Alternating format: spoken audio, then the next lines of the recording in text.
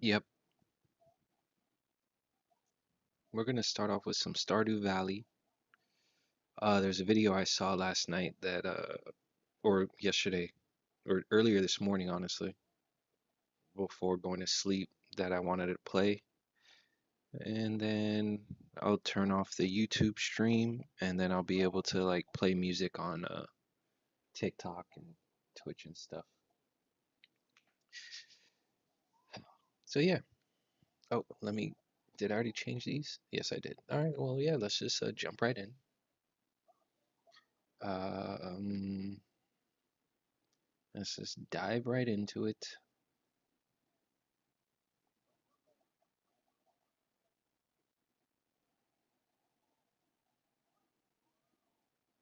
Hmm.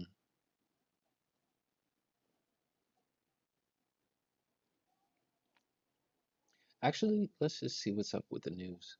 Let's just jump straight into the news.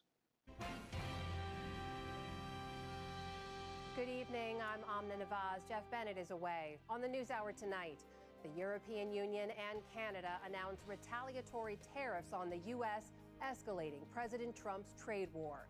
The Trump administration takes aim at the Department of Education, firing nearly half its workforce. And hundreds of thousands of Afghans who worked with America live in fear of Taliban retribution after the U.S. suspended its refugee program.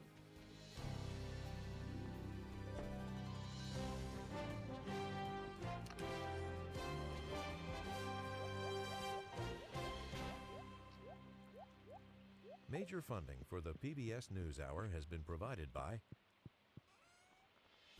On an American Cruise Line's journey, travelers experience the maritime heritage and culture of the Maine coast and New England islands.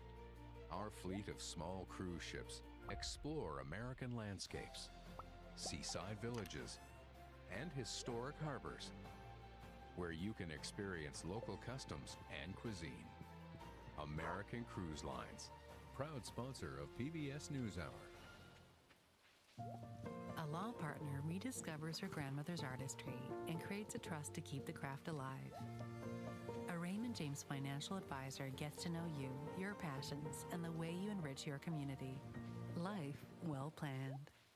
In 1995, two friends set out to make wireless coverage accessible to all. With no long-term contracts, nationwide coverage, and 100% US-based customer support. Consumer Cellular. Freedom calls.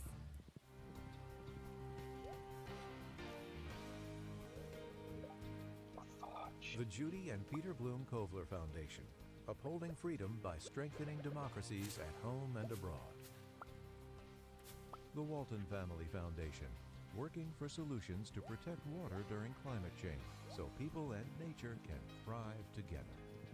Supported by the John D. and Catherine T. MacArthur Foundation, committed to building a more just, verdant, and peaceful world. More information at macfound.org. And with the ongoing support of these institutions.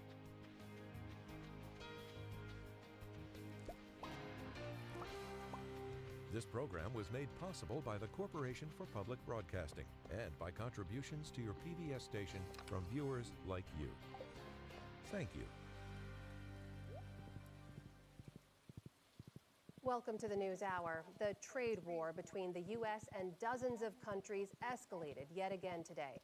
Canada and the European Union announced their own tariffs designed to inflict economic pain and pressure on America. But President Trump said he would not be deterred from his campaign to get better and more fair trading agreements over time. Stephanie Tsai begins with this report. The European Union must act to protect. Today, U.S. allies punch back. The countermeasures we take today are strong but proportionate. This morning, European Union Commission President Ursula von der Leyen announcing tariffs on U.S. goods totaling some $28 billion. They're set to take effect in two stages, starting April 1st, and cover a wide range of products from textiles to home appliances to agricultural goods.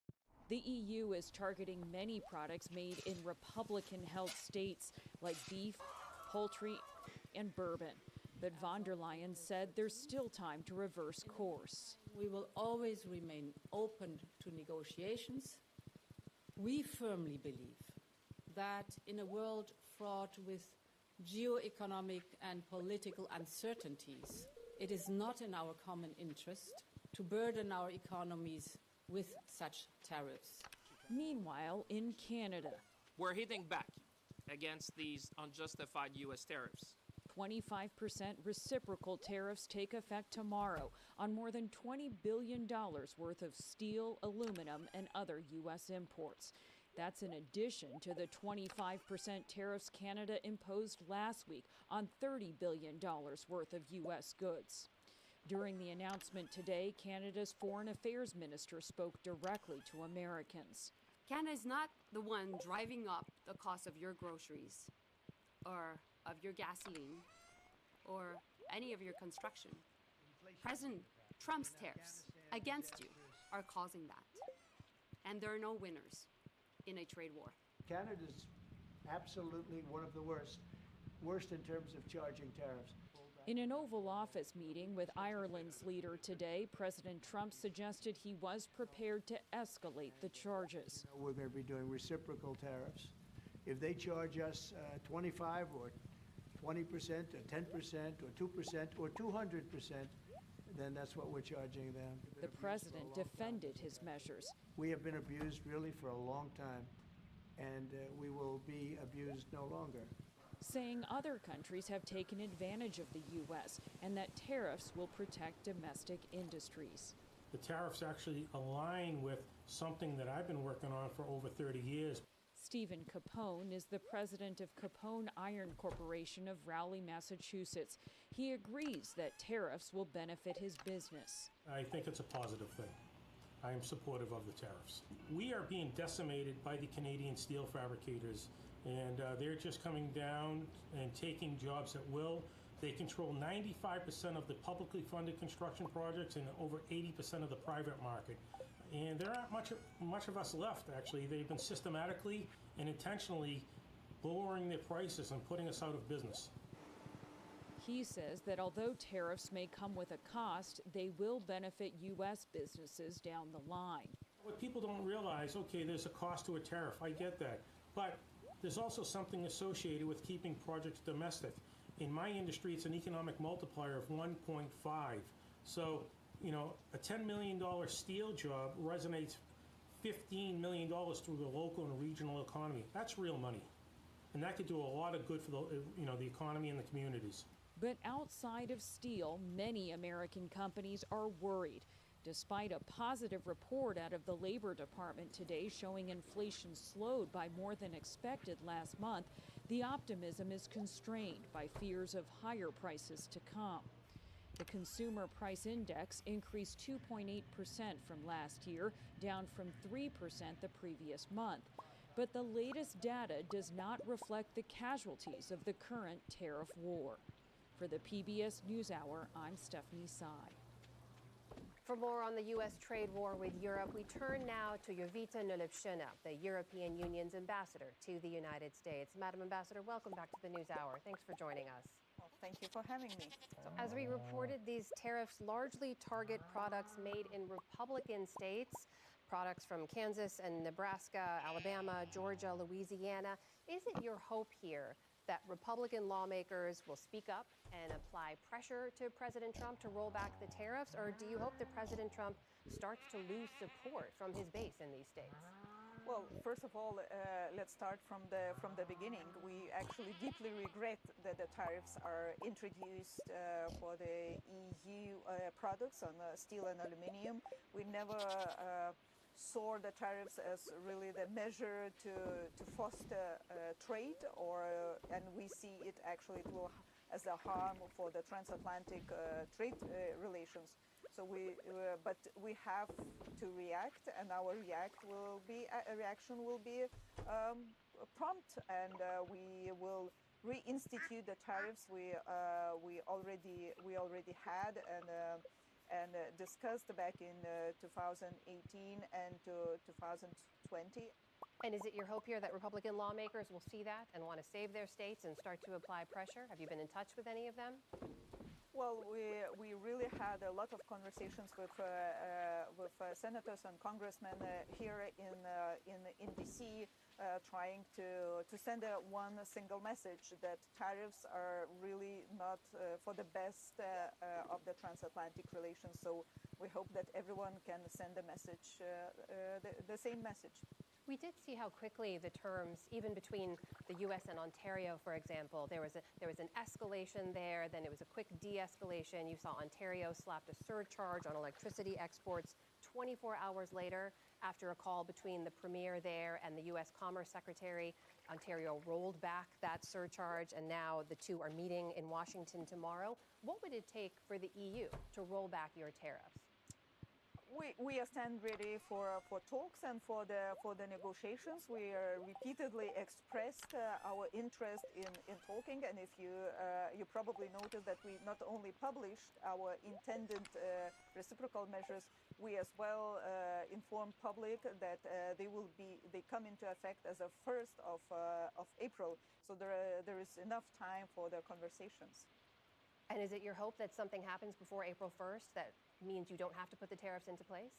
Well, we always have a hope for the really constructive talks, because none of us will benefit from the tariffs, because one it's raised the cost for the business. It may inflict inflation in the U.S. It weakens in general supply chains, which are the supply chains of transatlantic partners, and in general, supply chains of allies. So we don't see how it could be beneficial for both sides of Atlantic. Madam Ambassador, as you know, when the EU Trade Commissioner was here in Washington to meet with the Commerce Secretary, Howard Lutnick, last month, he was trying to head off these tariffs. He came out of that meeting and he said, quote, "The EU is not the problem." Is Commerce Secretary Lutnick someone you can work with on this? And if not, who in the White House can you work with? Well, of course, Commerce Secretary of Commerce Lutnick is really our prime contact, as well as USTR Greer. We are ready to talk. Whoever is willing to talk and make an action that those tariffs would be reversed. You say you're ready to talk. Is it fair to say those conversations are already underway? Well, we always here to have them, and we already, as you mentioned, we already had a very in-depth conversation with Secretary Lutnick, and we are ready to continue them. Let me ask you about the U.S. tariffs on steel, because the EU does stand to lose millions of tons in steel exports under those tariffs. As you know, the U.S. is the second biggest export market for EU steel. We know European markets were already deeply impacted by the energy crisis that was spurred by Russia's war in Ukraine. What has been and what could be the impact of those tariffs, not just on the EU steel industry, but on European economies?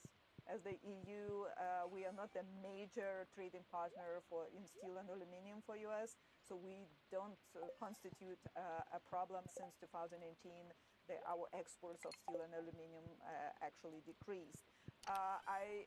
I really do believe that the impact for economies is always there, because we not only it's not only impacts the certain sector which actually get tariffs on, but as well the services around that. It contributes to the weakening of the trade links and the trust of the supply chains. Madam Ambassador, beyond commodities, the EU bought an estimated $61 billion of military equipment from the U.S. between 2022 and 2024. And as you know, after the U.S. cut off arms and intelligence support to Ukraine, there were a number of European leaders who were reportedly very worried that the U.S. could do the same to them. Will the EU continue to buy military equipment from the U.S.? Do you see that changing? Well, so far as we see from the reports, we have no evidence that U.S. would be cutting some kind of the sales or productions for for the European countries, and we very much rely on the supplies from US. Because a lot of NATO capabilities actually are built on U.S. platforms. But is there a concern about the reliance on America? I mean, is the U.S. still considered a reliable partner to you on this front? We spend almost 60% of our defense budgets in acquiring capabilities, ammunition, and different defense-related products from U.S. I really strongly believe it will remain so. That is the European Union's ambassador to the United States, Jovita Nalipshina, joining us tonight. Madam Ambassador, thank you so much for your time. Good to speak with you. Thank you.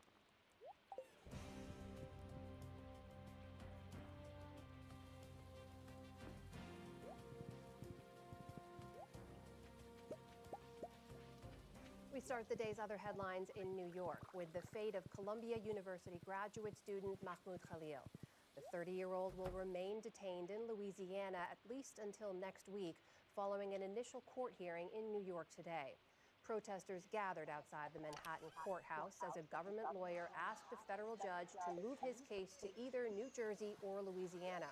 Those are two places where Khalil has been held as the Trump administration tries to deport him for his role in pro-Palestinian protests at the school, but has yet to charge him with any crime.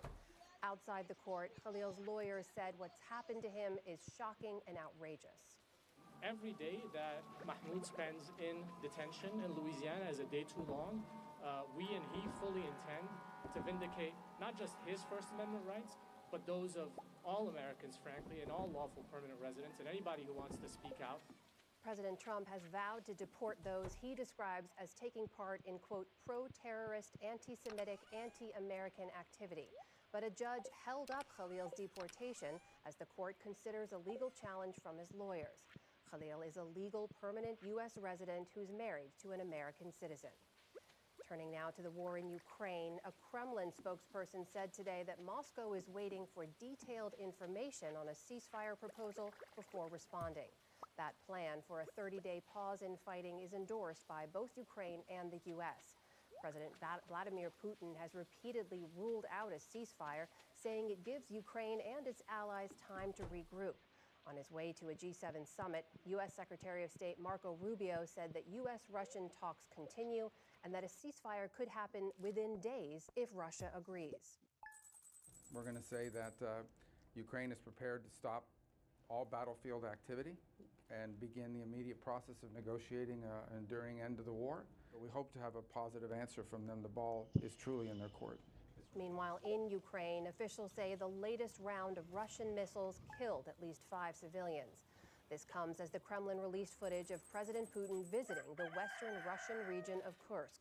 It was his first visit there since Ukrainian forces seized some territory in the area.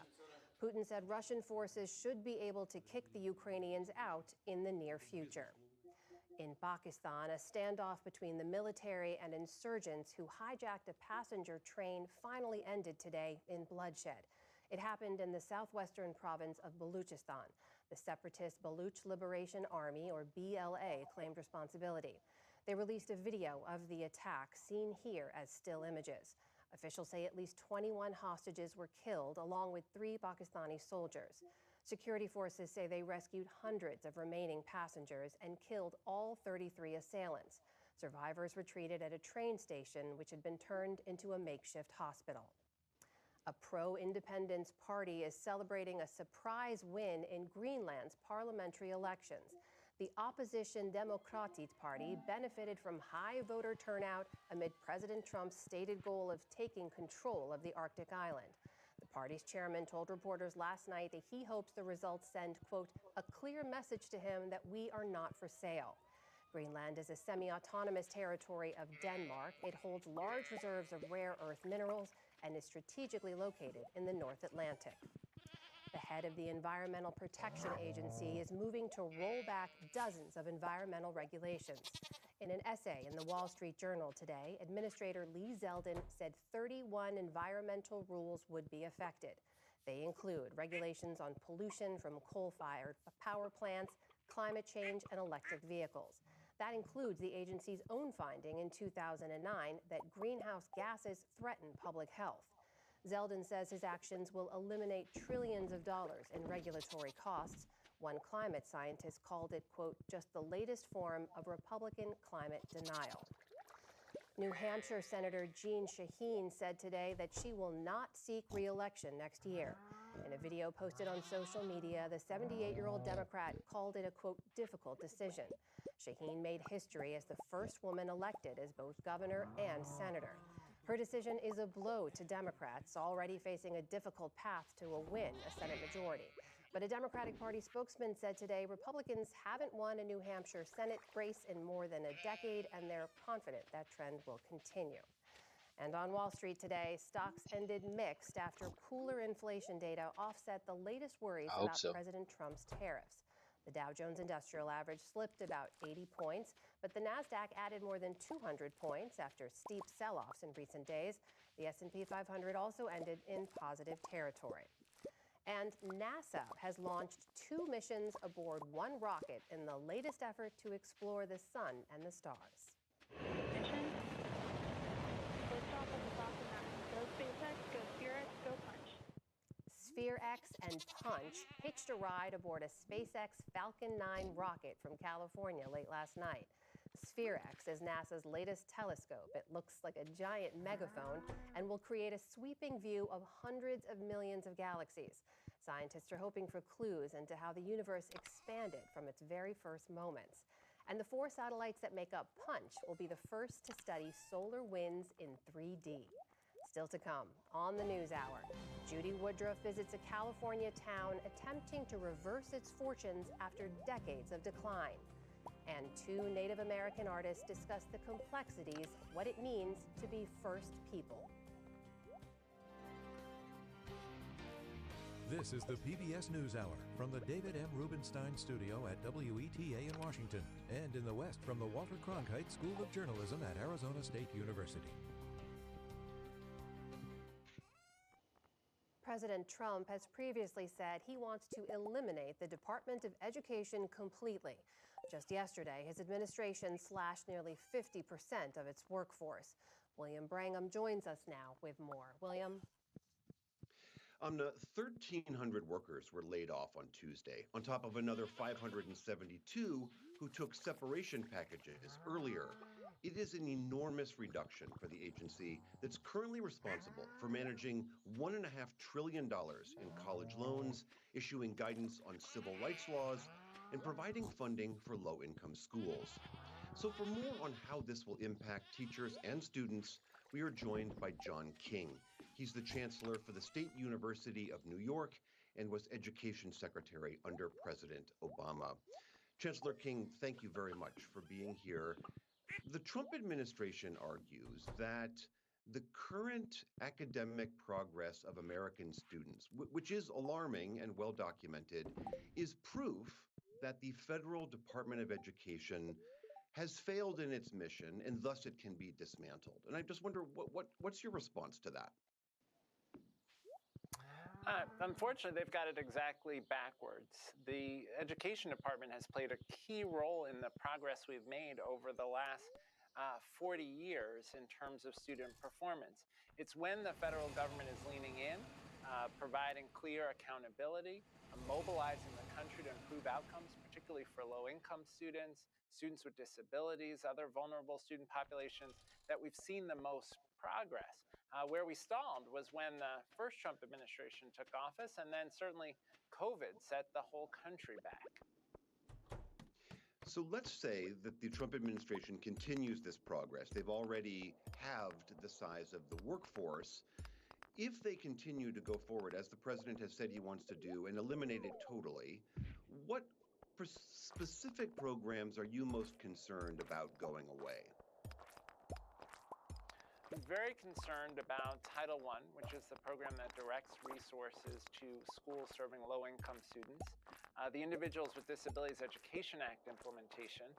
This is funding that goes to schools to support students with disabilities and the services they desperately need. The Pell Grant program and the Federal Student Loan Program, which are key to helping students get to and through college. In the absence of these programs, students and families will be hurt, and the country's economic future will be damaged. My colleague spoke earlier today with Jonathan Butcher. He's an education policy analyst at the Heritage Foundation. He was part of writing Project 2025, which very specifically called for the elimination of the department. And he argued that many of the most important functions of the department can be shopped out to other departments. Let's listen to what he had to say. Collecting data on student achievement, I think that's a appropriate function of this agency, but that can be handled, it's an appropriate function of the federal government, but it can be handled by different departments. So for example, programs for children with special needs can move to Health and Human Services. The collection of data and measuring student progress, that can be handled by Census, which already collects data for federal offices. The student loan program, which of course is a huge part of what the department does now, can be moved to Treasury. So the department itself, as a cabinet level agency, should be taken apart. Chancellor, what is your response to that? Can the principal functions of the department be shopped out elsewhere?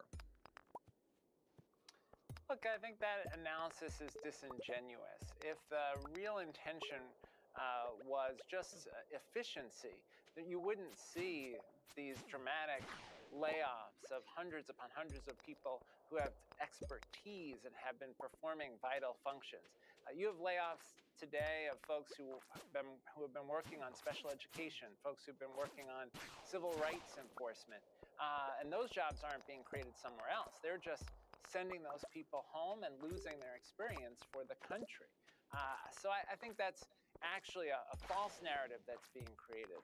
The real agenda here is to undermine public education, and that's tragic.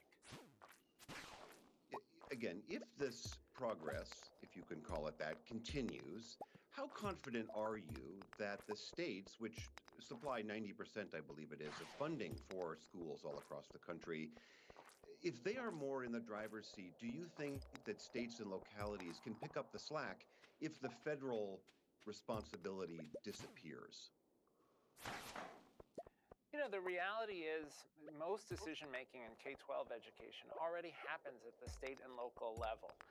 But states and districts aren't going to be able to make up for the billions of dollars of federal funding that comes to them specifically to help vulnerable students.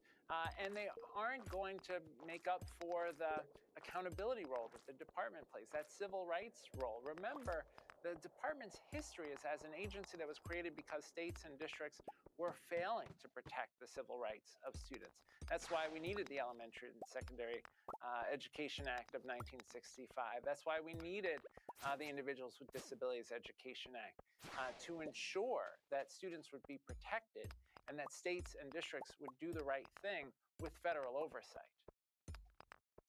All right, that is Chancellor John King of the State University System of New York and former Education Secretary. Thank you so much for talking with us. Thank you.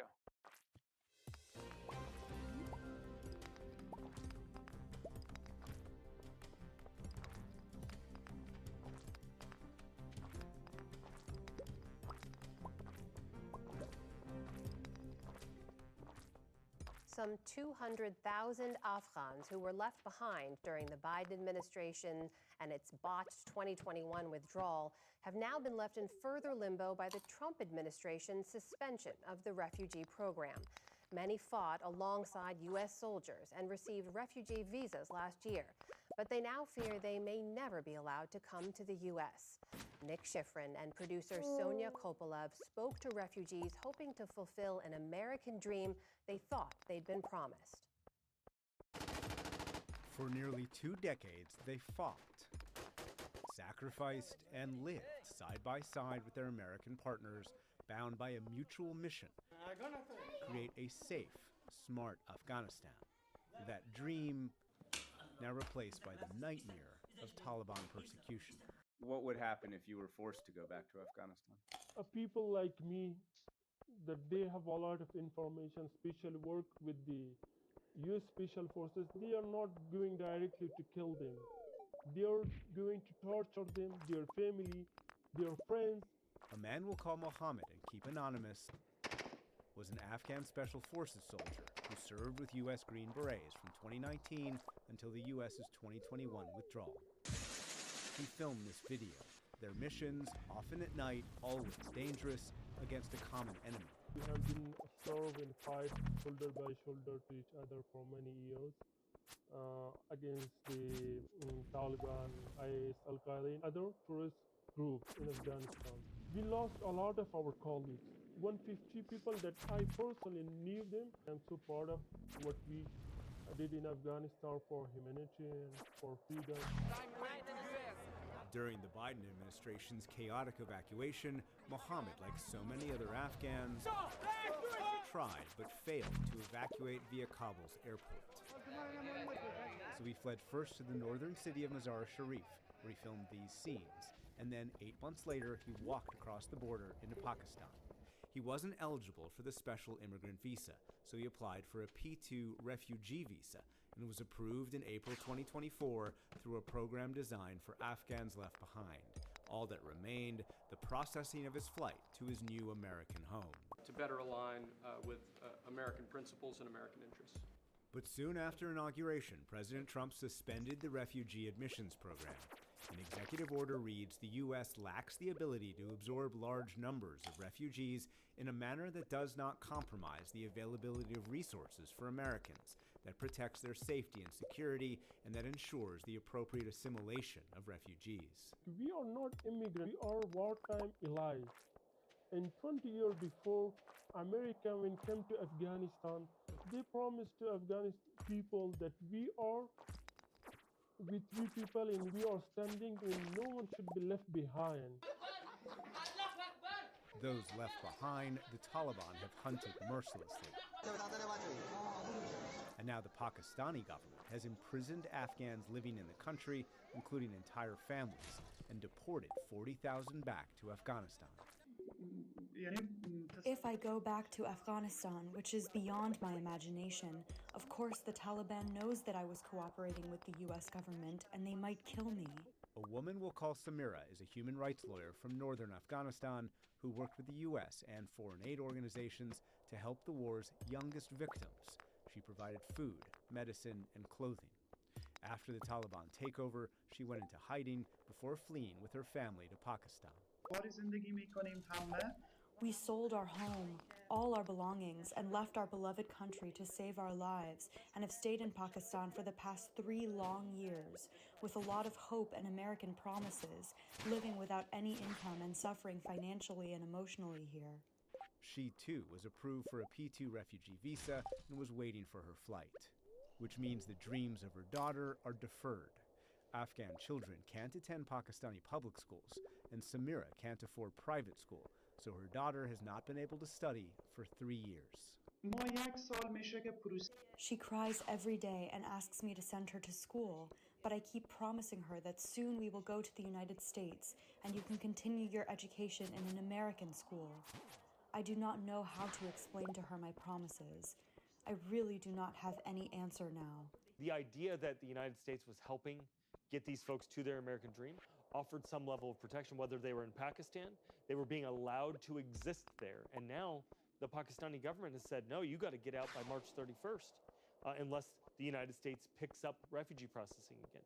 Sean Van Diver is the chairman of Afghan EVAC, a coalition of 250 organizations that worked with the Biden administration to resettle Afghans who worked with the U.S. Every one of these people is somebody who stood up for the idea of democracy, and because of something that they did, they're at risk, or somebody in their immediate family did. And many immediate families have been separated since the chaotic evacuation, awaiting a reunification they now fear may never come, including an Afghan woman we'll call Zahra.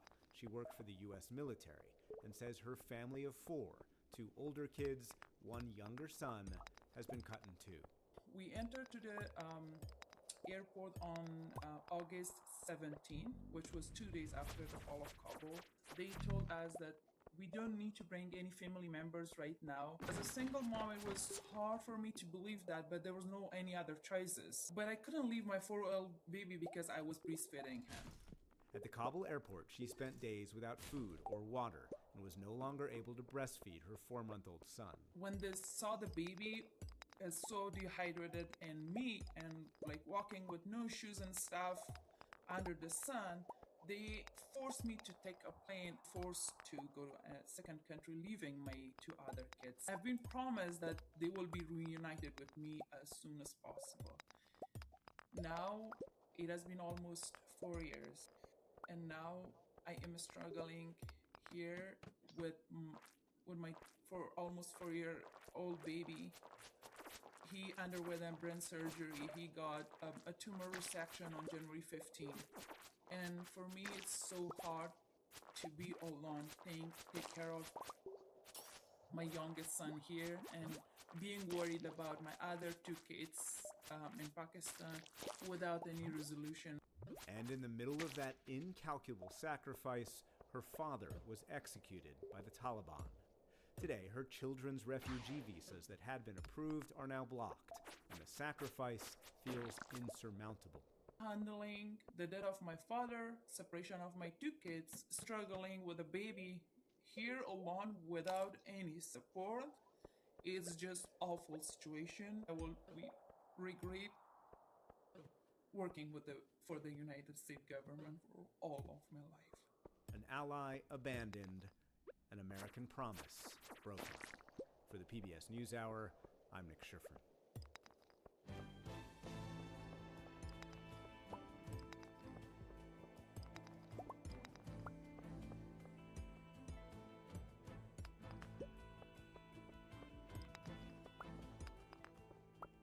In Judy Woodruff's previous report, Harvard political scientist Robert Putnam said that strengthening the country's democracy would begin in places far from Washington, with grassroots efforts by people stepping up in their own communities.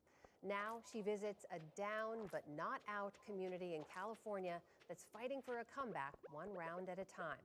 It's part of her ongoing series, America at a Crossroads. Just over 60 miles east of Los Angeles lies California's Inland Empire, where 20-year-old Terry Washington is attempting to beat the odds. I'll definitely be a world champion. Definitely be a world champion. It's going to definitely happen. Some very high aspirations, despite growing up in one of the most dangerous cities in the country. I've seen a lot of stuff. I've lost a lot of friends, more than 5 friends, while I was boxing. Lost a lot of family members in this city, all over, and it's tough. This was a bustling downtown. Journalist Jim Fallows grew up near San Bernardino, a place that in 1977 won the award for All America City. But in the years since, its fortunes flipped. I met up with him and his wife Deborah for a tour of the city that they've reported on in depth for years. This is just a few miles from where I grew up in the neighboring city of Redlands, so it's a story I've known my whole life. Blocks of vacant buildings and homeless camps now dot the city that was once home to the bustling Norton Air Force Base that closed in 1994. That followed the shuttering of a nearby steel mill a decade earlier. Together, the closures gutted the economy. In the years after the 2008 financial crisis, the city declared bankruptcy, along with many others. Places that have depended on a couple of big industries have generally had a harder time to adapting to the inevitable transformation of the U.S. economy. You see that with steel mills in the Midwest, you see it at textile mills, you see it here in San Bernardino. And the question is whether the community can respond and recover. President Trump won San Bernardino County in November, the first Republican to do so in 20 years. And researchers say the question of whether it can recover is not just driving the future of this place, but of the country more broadly, as it wrestles with growing polarization, inequality, gridlock in Washington, and the devastation of local news. We ask people to tell us the story of your town. Communities like this sparked the Fallows' interest in starting a 5-year, 100,000-mile reporting project in 2012 that became their book and an HBO documentary, Our Towns, chronicling their journey across the country in their single-engine propeller plane. We met up recently at Alice's restaurant here in San Bernardino to talk about what they learned. When we started doing this 10 plus years ago, our main reaction was surprise at all the things we didn't know about. We felt like people who followed the US media knew all about New York and Los Angeles and San Francisco and DC, but not necessarily about Duluth or about Sioux Falls, South Dakota, or about Columbus, Mississippi. One of the strongest impressions that we got were that the people who lived in the towns knew the towns best. They knew their strengths, they knew their problems. People knew if their schools weren't working quite right, or they knew if they needed to improve the infrastructure of their library, or they knew if they needed new town leadership. What do you think you were able to learn and to report to the American people on? By the time we'd finished several years of this, we thought that the view Americans had of their country was imbalanced in a negative way, that most people felt better about where they lived, the part of America they knew about firsthand, than the part of America they only heard about. For boxer Terry Washington, his life began to change at just age 8 when he met his coach, Ian Franklin. I was a fighter. You know, one of the days he passed by, he said he saw me fighting in the front premises of our apartments. As a person, he's a champion. I see the influence he has on kids. I see how he handles the youth in here. He works for us. He's one of our boxing coaches. And kids gravitate toward him. He has a God-given ability to influence kids in the right way. So long. Nice to see you again. Franklin's nonprofit, Project Fighting Chance, has worked for 26 years to put kids on the right path. Between 30 and 60 students show up here every day after school for a meal, a tutoring session, Try to move your knife forward, a game of chess, and of course, boxing. What we say we do is we reduce childhood violence, aggression, and trauma. It's about people that want something to change, but if they're not doing something, I think everybody has to look in the mirror and say, okay, if I don't like the environment that I'm in, what can I do? I feel like it's been in the hands of the community since you were here 10 years ago, right? The fellows also introduced me to Michael Segura, who has worked to make social change through public art and engagement. There's always going to be struggles, right? And with the city, it's still done grassroots. I don't think there's really a lot of support from the actual city of San Bernardino. It's nonprofits, it's community members that are taking on, you know, that movement of doing the public art, creating these beautiful spaces. Part of his work now focuses on new education programs. And we're looking at the purposeful pathways, which is how do we work within the school district to ensure that the pathways are leading to careers that make sense and industries that make sense and not just logistics. Over the past 2 decades, citrus groves have slowly given way to warehouses. The relatively cheap, flat land around San Bernardino fuel the logistics, transportation, and distribution economy that's now the primary source of jobs in the county. The Fallows found that high schools were adjusting to take advantage of the new economy. It's a very realistic approach to both keeping kids in school, supporting the kind of work that is necessary in that community, and kind of uplifting the whole city. Jim, it made things better than they might have been without this kind of training and this education, but it wasn't enough to completely turn around. There's a category of cities that have real fundamental challenges, the same kind of industrial dislocation, the same kind of impoverishment, the same kind of governing problem. So the challenge is being simultaneously aware of all the realistic obstacles that the community faces and noticing the people who are trying to work around them, work against them, work for some better way. But there's one topic the Fallows try to avoid in these local communities: national politics. It sort of immediately ends the conversation. People are either in one camp or the other. If you ask them, what's the story of this town? Are kids moving in or moving away? What's happening with the port? What's happening with the water supply? They are the experts, and you can learn from them. And people know so much about their hometowns. I think they're in a comfort zone talking about where they live in a way that national responses are a bit separated from you, a bit abstract from your everyday busy life. On Friday. Since the Fallows first met Ian Franklin, Project Fighting Chance moved into a new gym. and has expanded to 10 school sites with plans to spread into neighboring districts. I've had 16 national champions. And the one thing I do tell all these youth, in order to achieve, you first have to believe. Because if you don't believe, you're not going to achieve it. And that's something the Fallows have witnessed in recent years, a new dawn of community. Local stories they also continue to track on their Our Town Civic Foundation's website. We hope and now believe that the history of the 2020s will be of all the problems we know at the national level and this emerging diaspora of people across the country figuring out solutions for the future. For the PBS NewsHour, I'm Judy Woodruff in San Bernardino, California.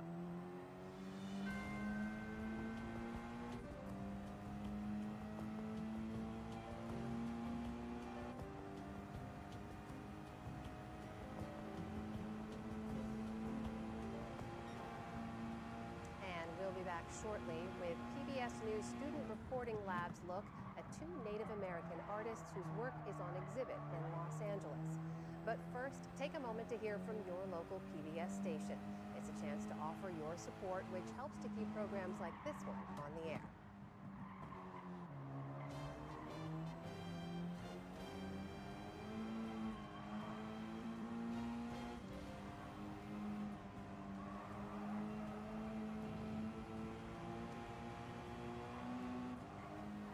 For those of you staying with us, an encore report now from our science correspondent Miles O'Brien on how scientists, researchers, and some big companies are trying to jumpstart the next generation of computing.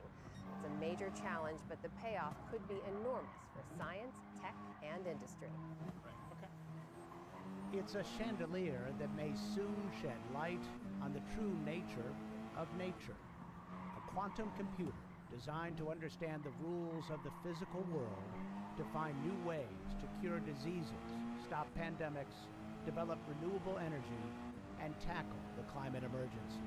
If we want to understand nature, since nature obeys quantum mechanics, let's build a machine, let's build technology that works like nature. Dario Gil is a senior vice president and the director of IBM Research in Yorktown Heights, New York. Computers today operate in the binary language of ones and zeros.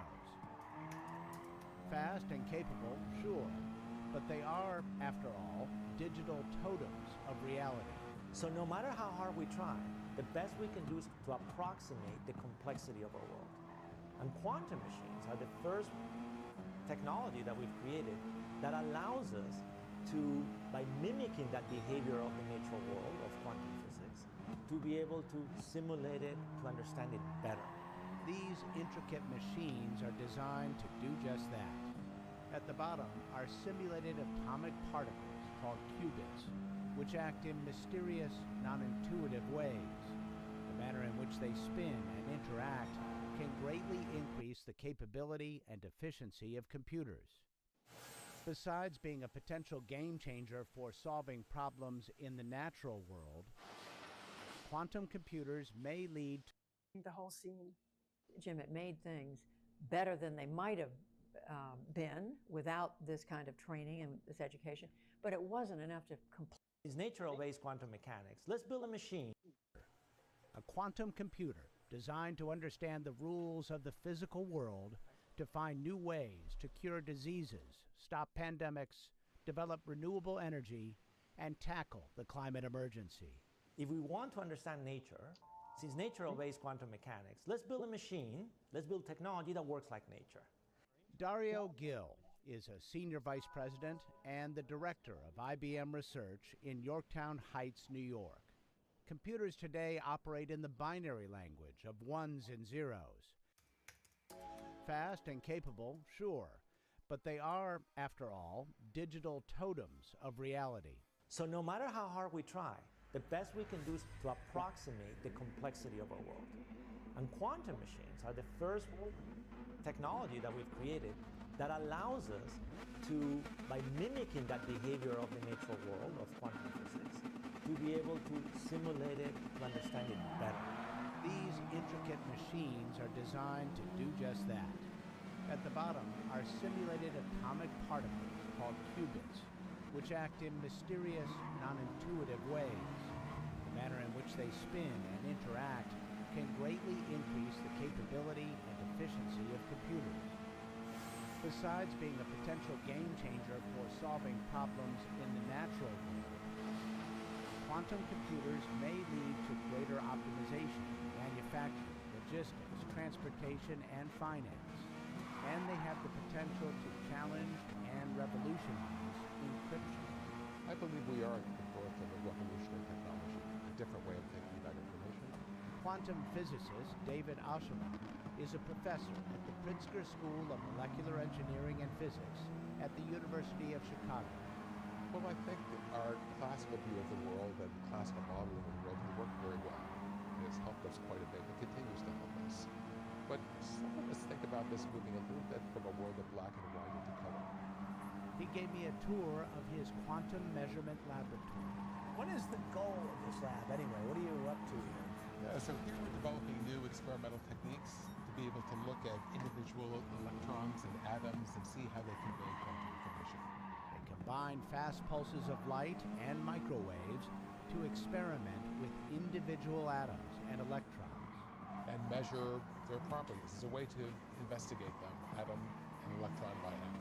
But controlling atoms is no small feat. It turns out qubits are very delicate, creating a big engineering challenge in designing quantum computers. So we're in the Google Quantum AI lab, and we are surrounded by a fleet of quantum computers. Physicist Eric Lucero is a lead engineer for Google's quantum computing enterprise based in Santa Barbara, California. Each one of these are testing something slightly different.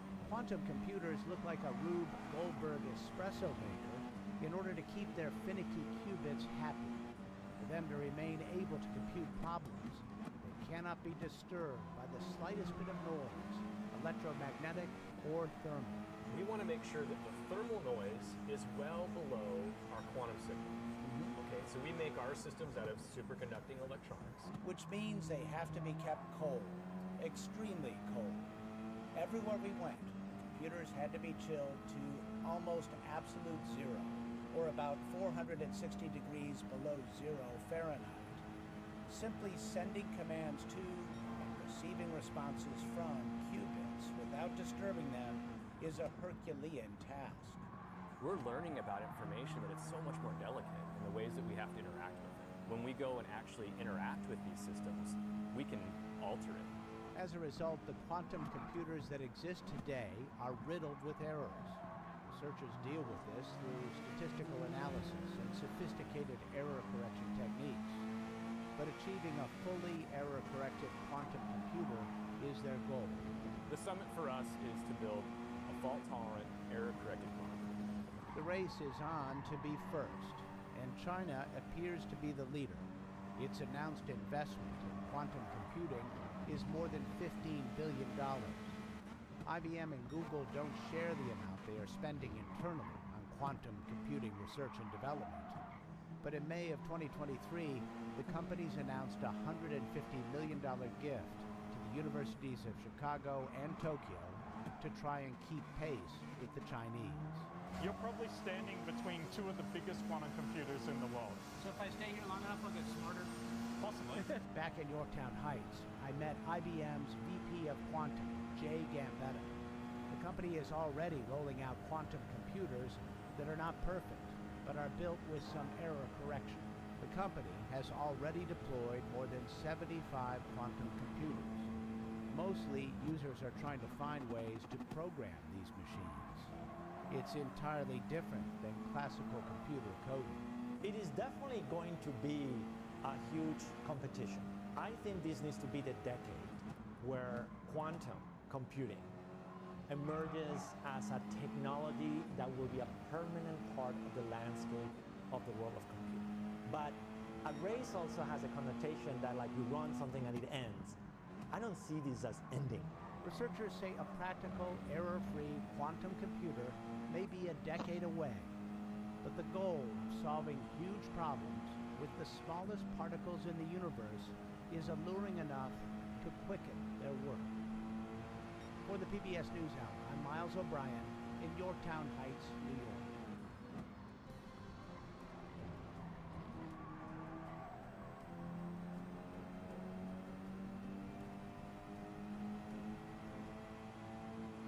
the Autry Museum's Future Imaginaries exhibit brings together works from Indigenous artists to reimagine science fiction characters and storylines.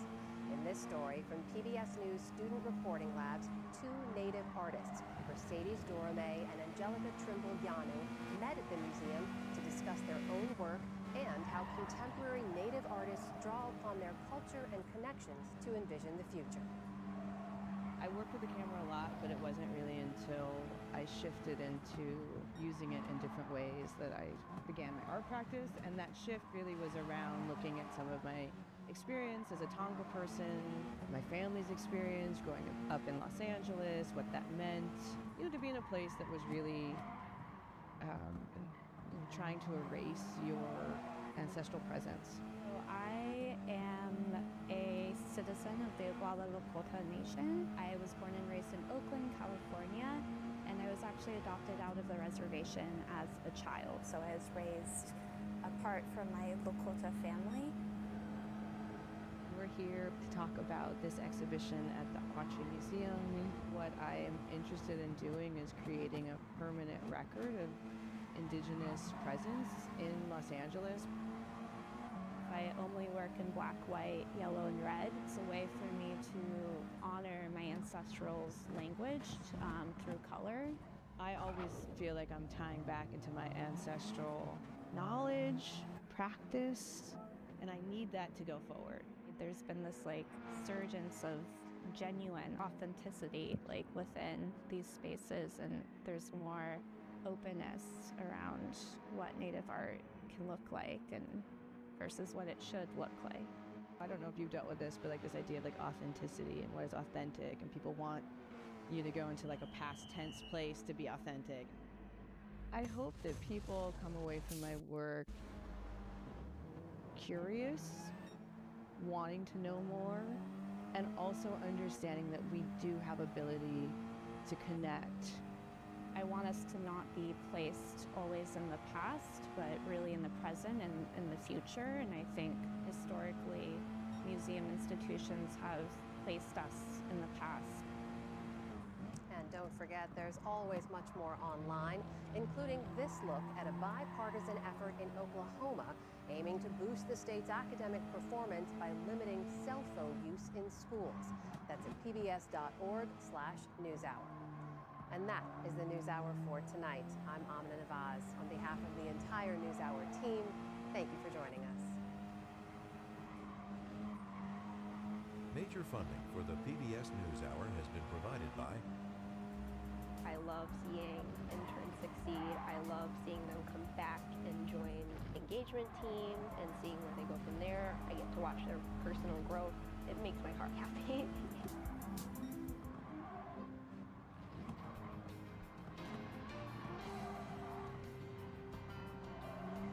Friends of the NewsHour, including Jim and Nancy Bildner, and the Robert and Virginia Schiller Foundation. The Ford Foundation, working with visionaries on the front lines of social change worldwide. And with the ongoing support of these individuals and institutions.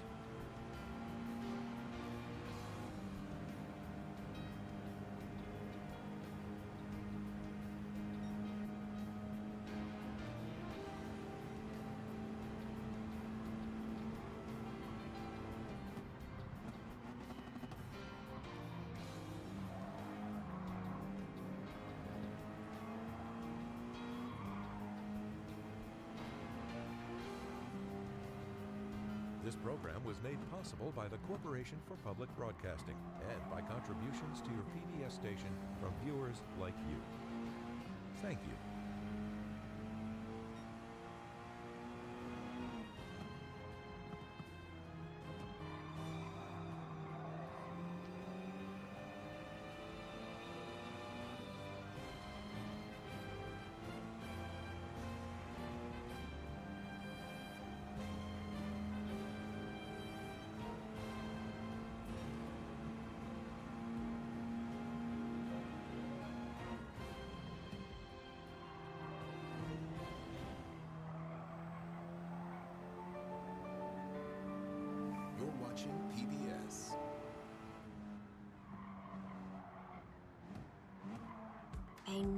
was underwater. I just didn't realize I was this underwater. If you're stressed about your paper, just get Grammarly. It's free. I don't need better grammar. I need an A on this essay. Grammarly can help with that. Just highlight your topic and it'll make an outline.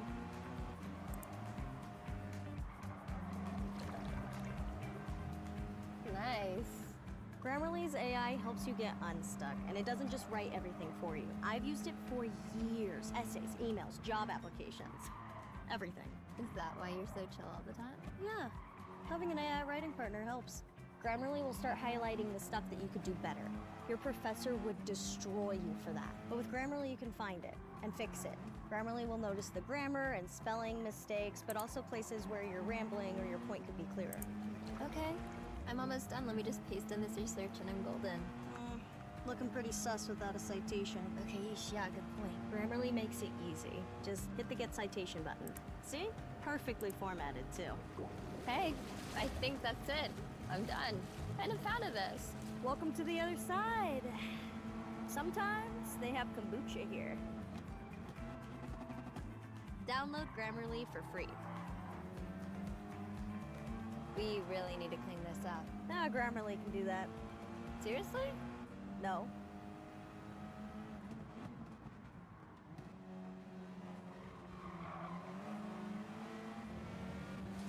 "24/7. Shower fresh." Let me tell you something. I am going to in an authoritarian manner, I'm going to force free healthcare on you. I'm going to force free healthcare. That's sweet, sweet free healthcare on you.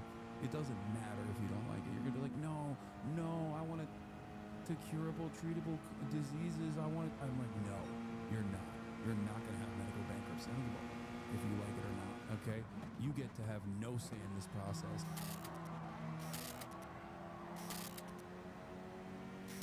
All right, there's a couple videos that in early I've been meaning to 2020, watch I that started you are becoming- witnessing the death of American capitalism is something that everybody said was really good. I became a right-winger to prove how easy the grift is a really good one too. So yeah, we're gonna do that right now. Increasingly interested in finance. I know. Ugh. But this was mostly trying to make sense of the logic behind what the Federal Reserve did in response to COVID, which I'll get into later. But the more and more I learned, the less and less it made sense. So I started deeply analyzing stocks from companies that I was personally and professionally familiar with, such as CuriosityStream and Spotify, which led to me starting a private fund that strategically shorted those companies. I even ended up getting hired as a freelance consultant, me, a musician, with no higher education whatsoever. And the more time that I spent looking at and studying the big picture, the more that I doubted myself, as if the only two options were option A, me being unable to understand what every 25-year-old day trader understands, or option B, I'm right and every hedge fund manager and billionaire is wrong. But what if there's a third option? What if capitalism's death wasn't a mistake or something that the ultra-wealthy were trying to avoid? What if the pesky burden of labor laws and taxation could be avoided by deprioritizing the goal of financial profit? Or maybe even money itself. This video is going to explain or explore what I and an increasing number of economists think is happening or has already happened. Hey yo! 1 minute and 16 seconds in, Giannis Varoufakis mentioned. What the hell? What the hell? Okay, I'm already invested. I don't know anything about this guy, but very cool.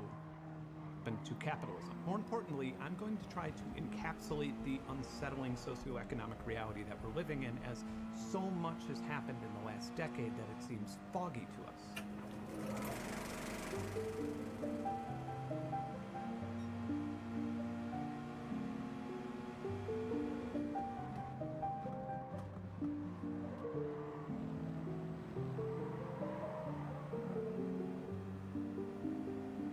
Jordan's a fantastic music creator. He's a good band. He usually covers music, fun stuff. He made a video and called himself a libertarian, but I'm 90% sure he's like Chomsky style. You can't fairly describe capitalism without mentioning its predecessor, feudalism. And feudalism was a power structure in kingdoms where wealth was defined by the control of land rather than money. And our history books tell us that feudalism ended sometime in the late 15th century, but There's a much more recent version of it that would be a much better example for the purpose of this video. When the Civil War ended, or when the first American Civil War ended, depending on how far into the future you're watching this video, a lot of former slaves were offered a deal where they could continue living and farming on the same land where they were slaves in exchange for a portion of the crops. In many cases, they would only be able to sell their remaining crops through the plantation store. And with that income, they could participate in trade, which would allow them to buy more tools and negotiating power in hopes to eventually buy land for themselves. By the late 1930s, 2/3 of sharecroppers were actually white. In the Great Depression, it shut down enough farms that many of the tenants migrated to large cities to become factory workers. It would be important to note that sharecropping is not technically outlawed today, it's just that American capitalism's growth made it obsolete. The former definition of capitalism is a system in which individuals and private parties control the means of production, and profits are the key driver of economic activity. And it's important to note that within a closed... If you adequately describe capitalism, it is virtually impossible for you to not come across as a socialist. That is precisely what Das Kapital does as well. The class dynamic described and the inherent contradictions within the capitalist organization of the economy is not supposed to be a criticism of capitalism. It's just supposed to be descriptive of capitalism. This is a reality that a lot of people don't understand, which is why so far this person is capitalism correctly, which is why he might come across as you know, in the words of DJ Academics, kind of like a socialist, teetering on the edges of a socialism kind of guy. System with no new variables, capitalism's success can almost exclusively be measured by the velocity of money. The classic example is the farmer and the mechanic. This tiny economy has $50 total. The farmer trades $50 to the mechanic for tractor repair, and the mechanic trades $40 for corn from the farmer, and then buys a barn cat for $10 from the farmer. And in this cycle, $100 has changed hands, so the velocity of money is measured as 2. This is calculated as the velocity within a time period equals the total sum of transactions over the total of money in that economy. In a larger modern economy, the classic way to increase the velocity of money is to reduce interest rates, but when spending becomes reckless and leads to higher prices and reduced currency value, the classic move is to make borrowing more expensive. Governments around the world either control or have a lot of influence in interest rates, and some people think that because of this, the Federal Reserve should be abolished. And nobody could predict exactly what would happen if the Federal Reserve was abolished, but it would almost certainly result in a lot of turbulence in the market that would leave a lot of victims in its wake around the world. A really useful way to understand how wealth is distributed is to stop using money as a commodity and use something that people actually use or consume. Let's say a can of Coke Zero from a 12-pack. A person with $100,000 US in a traditional investment fund like Vanguard would come out to about 312,000 cans of Coke Zero in 2019. That same investment, untouched, is worth about 330,000 cans of Coke Zero now. So sweet, 18,000 cans of Coke Zero for free. Now, on the other hand, a person working for minimum wage full-time in Iowa would have made 43,360 cans. I'm sorry, but this is fantastic. I think he's doing a great job describing capital accumulation versus wage labor, a distinction between the capital owning class versus the wage laboring class, and how one's wealth will grow even during periods of stagnation, regardless of what kind of input that they have in terms of labor, in terms of the work that they put into it, whereas the other will not. Cans per year before taxes in 2019. Today, in 2025, they're making 22,177 cans. Somehow, this person got a 49% wage cut, while the person with the market fund got free soda. Amazingly, through the miracle of inflation, the money decreases in value for everyone, while the actual wealth itself moves up to the top. The concept of the stock market was proposed in 1792, but it wasn't until... By the way, that right there is at the heart of the wealth disparity that Americans experience and constantly complain about. And that is precisely the reason why that other dumbass yesterday, when talking to Sam Cedar in the Jube debate, was talking about how, well, they paid a larger share of the overall taxes after they had their taxes cut. And it's like, yeah, dude, because their overall net worth exploded.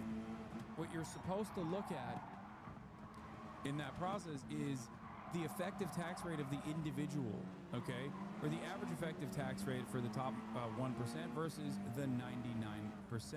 the bottom 99%. Or even better, look at the top 10% versus the bottom 90%. Okay? That's what's significant, not the fact that they paid an overall larger share of the taxes. Of course they paid an overall larger share of the taxes because they made a shit ton more money. Was the overall net worth that they accumulated in that process adjusted? Was that 4% swing simply a 4% swing for them, or was it significantly higher? 1830, when the first stock was sold on the New York Stock Exchange. It was initially filled with railroads and banks, but by the next decade, everybody with a business idea wanted to have their name listed. This rapidly stimulated both technological and economic growth, and by the end of the century, the middle class was getting more and more familiar with investment. By the 1920s, you might be seen as a fool for not being involved in stock trading. In fact, you might be seen as a fool for not borrowing money to buy stocks. Many middle-class investors were borrowing with a 1-to-3 ratio, meaning that they would borrow $300 for every $100 they invested. This sounds absolutely insane, but it didn't seem as risky due to the introduction of futures. In the mid-1800s, the Chicago Board of Trade had a pretty great idea to make grain trade a lot more reliable and a lot less volatile. Rather than grain farms having to guess what demand would be at the end of the season, they could sell it at a discount in advance. A future is not a stock or share, but a contract guaranteeing a future transaction. It just so happens that I have a whole bunch of healthy female chicks who will shower me with more eggs than I know what to do with in about 3 months, and I really could use a little bit of extra money to build an addition to their coop so they could have room. If you hate capitalism, then get rid of all the money you have and go live like a socialist. So tired of rich people calling for socialism as if they're actually on people's side while profiting off the fools who follow them. And if you say you're not rich, my eyes are going to roll out of my head. Capitalism isn't bad, consumerism is, and you support societies that literally treat women like property. So you are word that doesn't mean much. I think regardless of how stupid you are, you should still probably get health care. Whether you want it or not doesn't really change the dynamic for me. I still think you deserve free health care. And a free college education, as a matter of fact. Perhaps you would at least be able to fill your brain with information rather than the coins that are jiggling up there in an empty tin can, you know? Room to run around with and be healthy egg layers when they become adults. So you, being an opportunist and a capitalist, can buy my egg futures off of me and then sell eggs to restaurants in the summer at a profit and make money without ever having to shovel the heaping amounts of chicken. You obviously haven't lived in a society with universal healthcare. I have. It sucks. I grew up in Turkey, a much poorer country than the United States of America, and health existing, like a national healthcare structure existing, even though there is also still private insurance in Turkey, is still wonderful. It was a wonderful thing. Anyway, that's always funny though. People who are like, you don't understand, universal healthcare sucks. You should probably stop eating shrooms. Shit that I'll have to shovel. All right, let's go back to the 1920s. By 1919, due to the popularity of futures and people's willingness to borrow money to buy them, a farmer could get $2.09 for a bushel of wheat. This was inflationary to say the least, and even made the sharecropping economy I mentioned earlier more desirable for a brief period of time. It started getting really out of hand, so the Grain Futures Administration was formed and implemented a large mandatory daily ledger and reporting system for traders. The U.S. Secretary of Agriculture would repeatedly suspend the reporting system, creating more volatility and more opportunists taking advantage of that volatility. Then, in October... Were you an adult in Turkey who had to pay taxes and you're rich and your family is rich, so don't pretend you understand the impact of those taxes? Yeah, rich people famously love paying taxes. Yeah, it's actually a very common advocacy from rich people to advocate for higher taxes so you can pay for fucking social safety nets for the poor. Famously, that's what rich people always advocate for. You don't even make sense in your own mind, dude. You're just fighting your own internal demons right now. That's why I'm saying I'm going to be authoritarian, okay? I'm going to be authoritarian right now. Let me tell you something. I am going to in an authoritarian manner, I'm going to force free healthcare on you. I'm going to force free healthcare. That's sweet, sweet free healthcare on you. It doesn't matter if you don't like it. You're going to be like, no, I want to die to curable, treatable diseases. I want to die. I'm like, no, you're not. You're not going to have medical bankruptcy. I don't give a fuck if you like it or not, okay? You get to have no say in this process. I'm the dictator. And you know what I'm dictating? Free fucking healthcare for you, bitch. Don't give a fuck. You can complain about it all day, every day, but you're going to get it. And you're going to get a free college education as well. And an opportunity for a jobs program, okay? A federal jobs program where you can have great benefits on top of that. You can fucking say, I don't want it. No, I hate those things. I don't care. Yes, that's going to happen regardless. And you know what else I'm going to do? I'm going to punish the fucking wealthy. I'm going to punish the super wealthy, corrupt capitalists, okay? I'm going to punish them. Oh, I'm sorry. Did you sell spoiled baby formula knowing full well that it was spoiled? Guess what? You're going to jail, bitch. Oh, I'm sorry, Sackler family. Did you actually fucking create a massive opiates crisis? Well, guess what? We're not giving you a slap on the wrist, okay? You're going to prison. You're going to prison. Doesn't matter if all the poor people in the chat are actively saying, no, we're going to defend the Sacklers in their honor. Excuse me, sir, you can't do that. That sounds a lot like authoritarian communism or whatever. It's going to happen regardless. That is my dream, okay? Whether you like it or not, you're getting these things. You're getting these fucking benefits. Of 1929 is there was more money out on loan than there was circulating in America at the time, and as more wheat was being produced than the population could ever hope to eat, the elephant in the room woke up and took a giant shit on the floor. Everybody tried to get ahead of the crash, which more or less caused the crash, and by the end, a bushel of wheat was only worth 49 cents. And for the next 12 years, capitalism was a failed experiment. Well, wait, actually, for the next 20 years. We like to think that capitalism made its great comeback during the Second World War, but by today's standards, that was, I'm not even sure if I'm allowed to say this word in public anymore without being arrested, communism. But we didn't just go from the freezer to the frying pan immediately. Franklin D. Roosevelt's New Deal founded the SEC to protect investors moving forward. I don't think it was communism, but I do think that it was the closest that America has ever come towards central planning, the war economy, 100%. Like, the New Deal is the closest that America ever got to being a competent social democracy. And we're basically eating off of the remainder of that, of all of those policies from back then. It's pretty crazy to think about.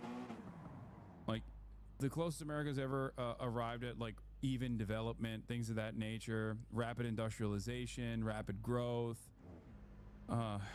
Fuck, man. Introduced the Social Security Act and the Fair Labor Standards Act and prohibited child labor while securing a national minimum wage and workers' rights to unionize. Successful fellas with even a fraction of the wealth that Elon Musk or Jeff Bezos has would have paid a 79% income tax, and companies like Tesla and Amazon would have paid a corporate tax rate of 15%. But the C word wouldn't come until the U.S. got involved with World War II. To say that the war efforts... Segregation was a thing? Yeah, I know. But it's also silly to bring up segregation in that regard when we're talking about economic policies, because it didn't factor in to central planning in terms of, like, they could have not done that and still did all of these policies, and America objectively would have been better. Okay? You're right. It is obviously consequential. It's very impactful. It's something worthy of tremendous amounts of criticism. Okay? And it... Fresh strawberries, crispy edges, creamy cheesecake. Only at Cracker Barrel. Actually played a hurdle in the even development, like in the project of rapid urbanization. It literally was a burden. America's racism got in its own way once again. So that part of the story is important to address. It's not something that I, cast aside. But as far as like the policies that were implemented at the time, like, racism did not actually make the policies better. You know what I mean? It's not like if we had abolished segregation at the time, like, it simply would not have worked. To me, I feel like this is no different than... saying, well, Nordic nations are small and homogenous, and that's why they make it work. Like, no, that's not the case. It would have been more bountiful if we were to address the historic wrongs of white supremacist racism, chattel slavery, and segregation at the time, nip it in the bud. America would objectively be a better place right now. First of all, I don't think white supremacy would be as successful as a button to push that Republicans push all the time. But if we're talking about central planning, like, people who bring up segregation in that process unironically make the I guess reverse side of the same exact argument that, like, dummies make about Norway, where they'll say stuff like, well, Norway is homogenous. stimulated the American economy would be a vast understatement. But this was under a closely guiding hand from the federal government, and it was every free market capitalist's worst nightmare by today's standards. Many companies were told what they would be producing and how much of it they would be producing. Yeah, ironically enough, the anti-black racism and white supremacist attitudes, of course, was a very common way to attack communism as well, which is, you know, this is, according to Central Committee, the campaign post for CPUSA, Communist Party of the USA in 1930. Communists have historically been on the side of equal representation and have been, I guess, dare I say, woke. That is precisely the reason why a lot of people attacked Martin Luther King, and many individuals, some of which had more radical political perspectives than even MLK himself, as communist agents of the USSR, as a matter of fact. Some of them weren't literally Maoists, like the Black Panther Party, but overall, Black American history has, dare I say, more socialist, communist, anarchist, Maoist figureheads than capitalist ones. Isn't that crazy? You never learn about that in school. Isn't that wild? Like, if you hear about it at all, it's usually under negative terms, like, oh, Malcolm X was violent, you know? Like, don't listen to him. He was violent. He was not a good guy, or whatever the fuck they teach in American school. They even say MLK, it was good because he was peaceful, and they completely fucking whitewash his political ideology and his background. He was an anti-imperialist. He was a socialist as well. Interestingly enough, either black figures, revolutionary figures, are immediately whitewashed or undermined and considered to be bad and wrong. It's actually really interesting when you think about it. Perhaps there's deliberate reason for that. Anyway, let's continue. And how much they would be paying their labor force. American citizens got ration books and stamps and were only allowed to buy specific amount of staple consumer items like bread and sugar. And if you wanted to buy a car or gasoline, you had to justify a need to the government. Most consumer items that came in metal containers, which was like everything back then, could not be purchased again unless you recycled the container first. This rationing more or less lasted until 1947, and into the 1950s, fellas like Elon and Bezos would have had their income taxed as much as 92%. And again, yes, in modern times, this sounds like a capitalist's worst nightmare, but it resulted in a 37% growth over the next decade and made America the richest country on earth. It is now literally referred to as the golden age of American capitalism. And despite a few brief bumps in the road, things just kept growing and growing and growing exponentially, making us richer and happier and...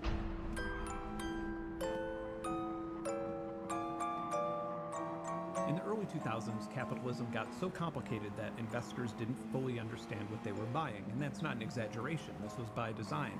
There were trillions of dollars to be made by obfuscating what commodities were being sold in your average stock market transaction. A great example. Everybody watching this has heard the term subprime mortgage, but I'd guess that not everybody knows exactly what it means. It means a risky mortgage. If you've ever purchased a house, you may have witnessed the wild auction that takes place without your consent or knowledge the moment you sign the mortgage papers, and the average mortgage is sold 2 to 3 times before it's paid off. Here's an example of a 2005 style mortgage. It's an expensive house.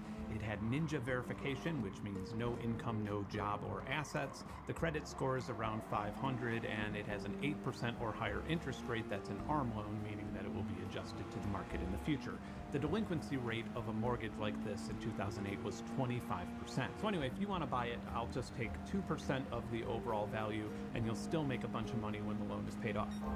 Why don't you want to buy it? Hang on, I have an idea.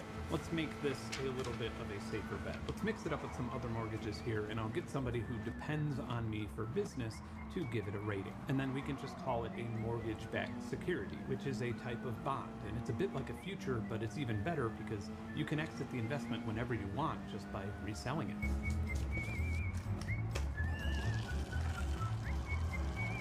Now look at this. If that little risky mortgage... Radar knows that sound means a Chewy delivery is on the way. All the goods for all the pets. Even his brother Echo.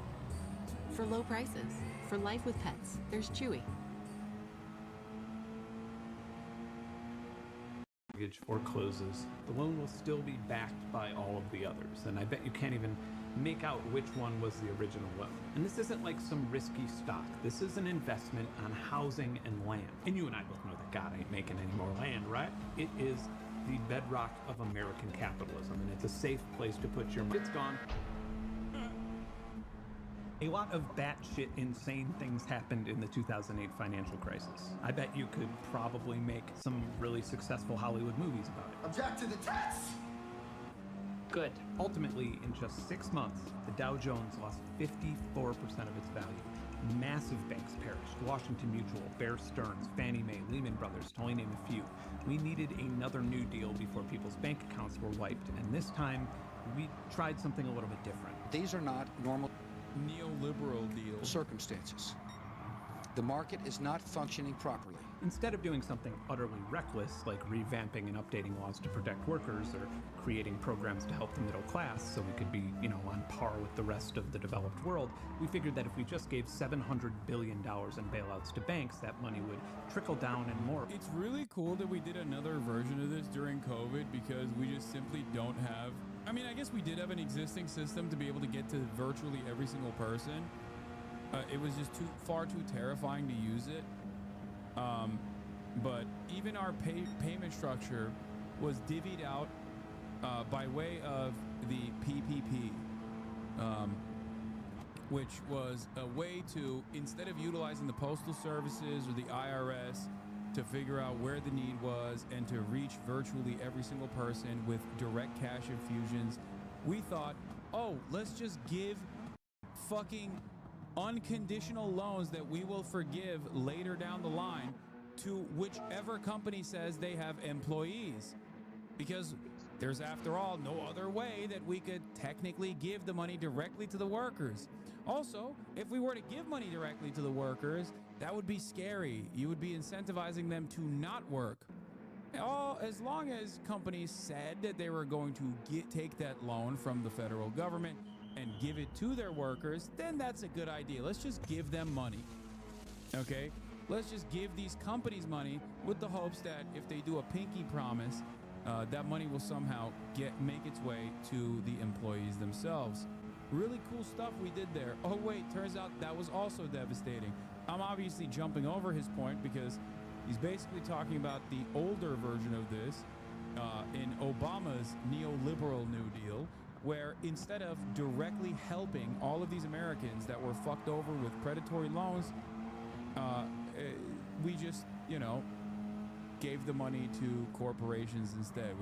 We bailed out the banks, and we bailed out big businesses without any sort of significant assurances that they would actually help the workers in the process. Or less accomplish the exact same thing. Now, you're never going to believe this, but it did not. Ultimately, while unemployment and foreclosures skyrocketed, the banks experienced a generous heaping spoonful of socialism.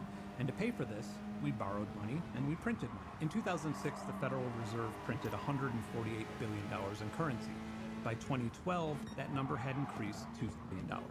The inflation was immediately reflected in home prices and even more so in the great, awkwardly socialist rebound of the stock market. In 1994, Jeff Bezos was a hedge fund manager who wanted to start an online bookstore, which was already a hard pitch at the time. Why would anybody want to buy books online when they could just go to the library?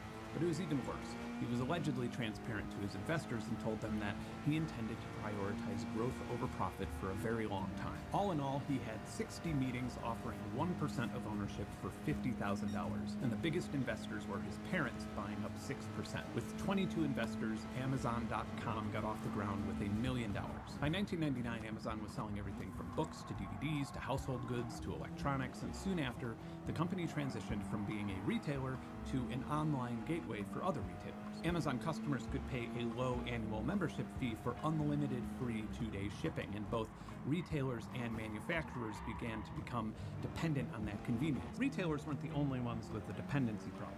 Here's 3 stats that will probably fuck up your whole day. By 2021, it was estimated that 60% of the US population were part of an Amazon Prime membership. It is now estimated that only This is why I've regularly advocated to allow Amazon to basically suck up the rest of the competition and become a pure monopoly in every sense of the word, even though it already is in the field of e-commerce, and nationalize it. Nationalize Amazon. Okay? Chinese style. Make Amazon Chinese. Do you understand how sick that would be? Percent of Amazon Prime members compare prices with other online retailers. And incredibly, while Amazon refuses to confirm this, there are thousands of reports of people finding examples where prices for the exact same products are higher for Amazon Prime subscribers. Does that sound like free market capitalism to you? Walmart had to resort to emulating Amazon's business model in an attempt to keep up. A decade ago, Amazon had surpassed Walmart's market cap despite Walmart having over 10,000 massive theme park-sized stores worldwide. Walmart is far from the only company trying to mimic Amazon's growth and choke point strategy, and that's a vast understatement as fast scaling and blitz scaling has become a normal game plan for startups. The definition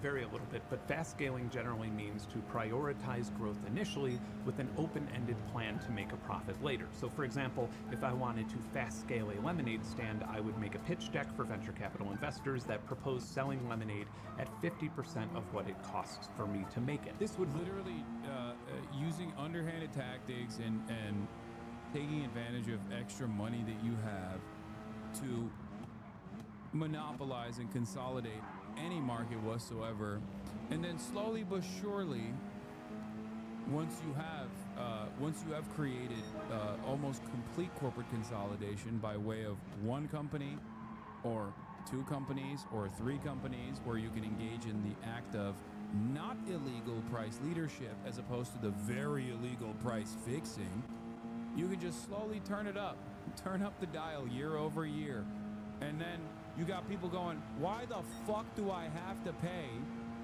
for extra baggages? Why am I having to pay for a fucking luggage, carry-on luggage? I didn't used to have to do that. What the hell is going on? Oh, food is no longer free on the flight. Okay, got it. Wait a minute, seems like the seats are getting smaller. What the hell is happening? You know, that sort of thing. That's another heavily that's another marketplace where there are direct monopolies in certain flights, or an oligopoly, an effective oligopoly where it's like one or two or three companies. It's also an industry that is a natural monopoly anyway.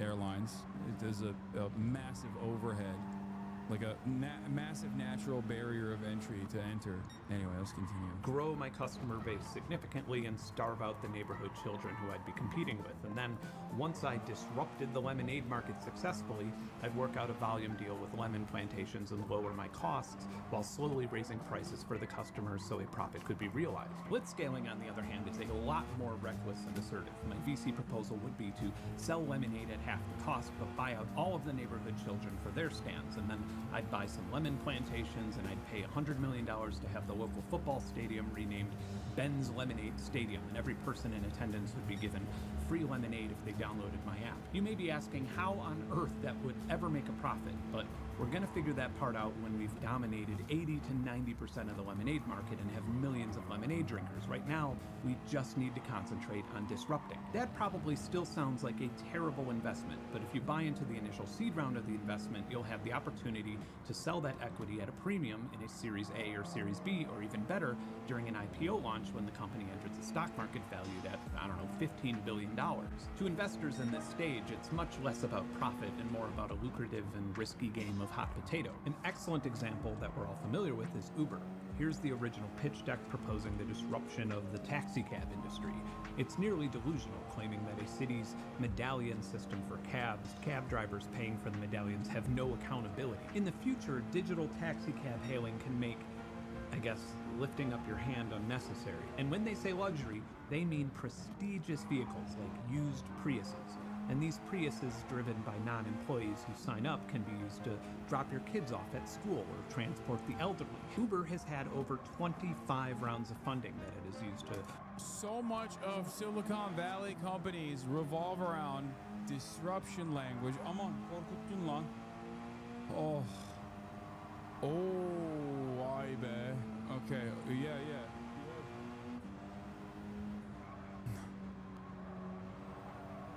No, she does. Here. Oh. Leash Shade. Oh. Leash. Hey. On the chair. What was I talking about? Oh, so much of the disruptive ways in which these guys work is basically undermining pre-existing regulation, whether that be labor laws, by, contracting everybody. What happened? No, it's just my mom, who wanted to walk Kaya. And, like I was saying, so much of that is basically, disruption is just a code word for the evisceration of pre-existing regulation.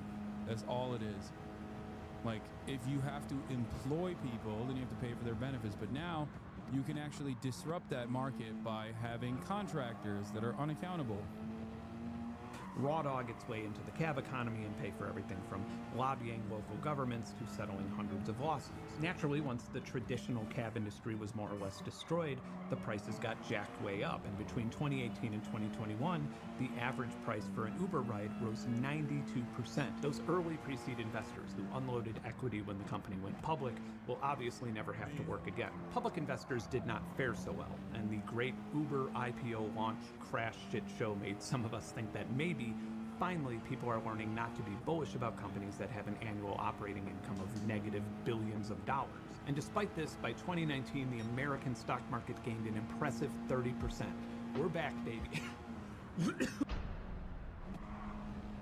While COVID is a hot topic for debate these days between scientists and cult members, let's try and remember how utterly terrifying 2020 actually was for us. The economy obviously screeched to a halt, and many industries have still, and probably never will, fully recover as society was forced to change their economic habits. And while the stock market initially crashed in 2020, within 1 year, it had risen to over 30% of its pre-pandemic levels, despite the economic apocalypse happening around the world. This is because on March 23rd, 2020, the Federal Reserve announced that it would be launching a bunch of new programs like the Primary Corporate Credit Facility, which would buy new corporate bonds, and other programs that would buy existing corporate bonds, mortgage-backed securities, and asset-backed securities filled with student, car, credit card, and business loan debt. The federal fund effective interest rate dropped to 0.05%. And all of this was before any person or local government received so much as a dime in relief. The following month, the CARES Act was announced, which was a free $1,200 American making under $75,000 a year, regardless of their circumstances, with no questions asked on how or where it would be spent. This would be the first of 3 such checks that Americans... I still have my check somewhere with Donald Trump's name on it. I never cashed it. Or I might have cashed it. I don't remember. Which is why it's funny, because everyone's like, Hassan, you've always been so fucking wealthy. You were born 6'4" and also unimaginably wealthy. And it's pretty funny because, like, yeah, I got a fucking COVID stimmy, dumbass, because it was off of what your 2019 tax returns were. Like, of course, people don't understand that, but citizens received with a federal tab totaling $814 billion. And for those of my viewers who have been longing for an explanation for the massive increase in hammock sales that year, now you have your answer. These stimulus checks were just a tiny sliver of the overall $5 trillion that the American... They're gonna be like, Hassan engages in tax fraud, but while being a wealthy gorillionaire and still getting COVID stimmies from Trump. Government spent on subsidizing the economy, and you would be right in assuming that the list of recipients was outrageous. Airlines received more money than SNAP or food assistance programs. Payroll tax exemptions got more than housing programs and farmers combined. Massive loans and grants were given to the likes of Kanye, P. Diddy, Jared Kushner, the Church of Scientology. But more importantly, for the purposes of this video, a huge portion of that money went to fintech lenders, investment firms, and venture capital groups like Andreessen Horowitz, which was immediately repurposed into investments into a new, rapidly growing type of economy that some economists refer to as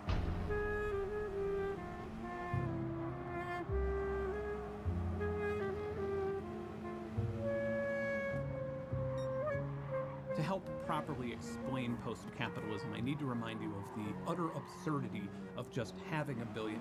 Not only is it impossible to spend on even the most lavish things that you would desire, but it's also very much not like having a garage full of cash. For example, if Elon Musk, with his value of $450 billion at the time of me recording this, if he negotiated a deal to buy South Africa with its total gross domestic product valued at $381 billion, he wouldn't be able to afford it due to the value of his holdings dropping significantly as he liquidated the equity. If 13% of Tesla's shares immediately went for public sale, it would create an enormous surplus and the company's value would crash. All net worth does is obfuscate things. Cash is only powerful when you're broke, and it's only valuable when you need or want something that you otherwise couldn't get without cash. What I instead want my viewers to be concerned with is your personal levels of power or control over the things that you earn, consume, and trade. In 1996, the US stock market had around 8,000 companies listed, and since then, our economy has grown by over $25 trillion, and now our stock market boasts nearly 4,000 companies. In that same period of time, the number of listed companies around the world went from around 24,000 to 51,000. So what is happening here? Why would our variety of public securities drop by 50% while the rest of the world's doubled?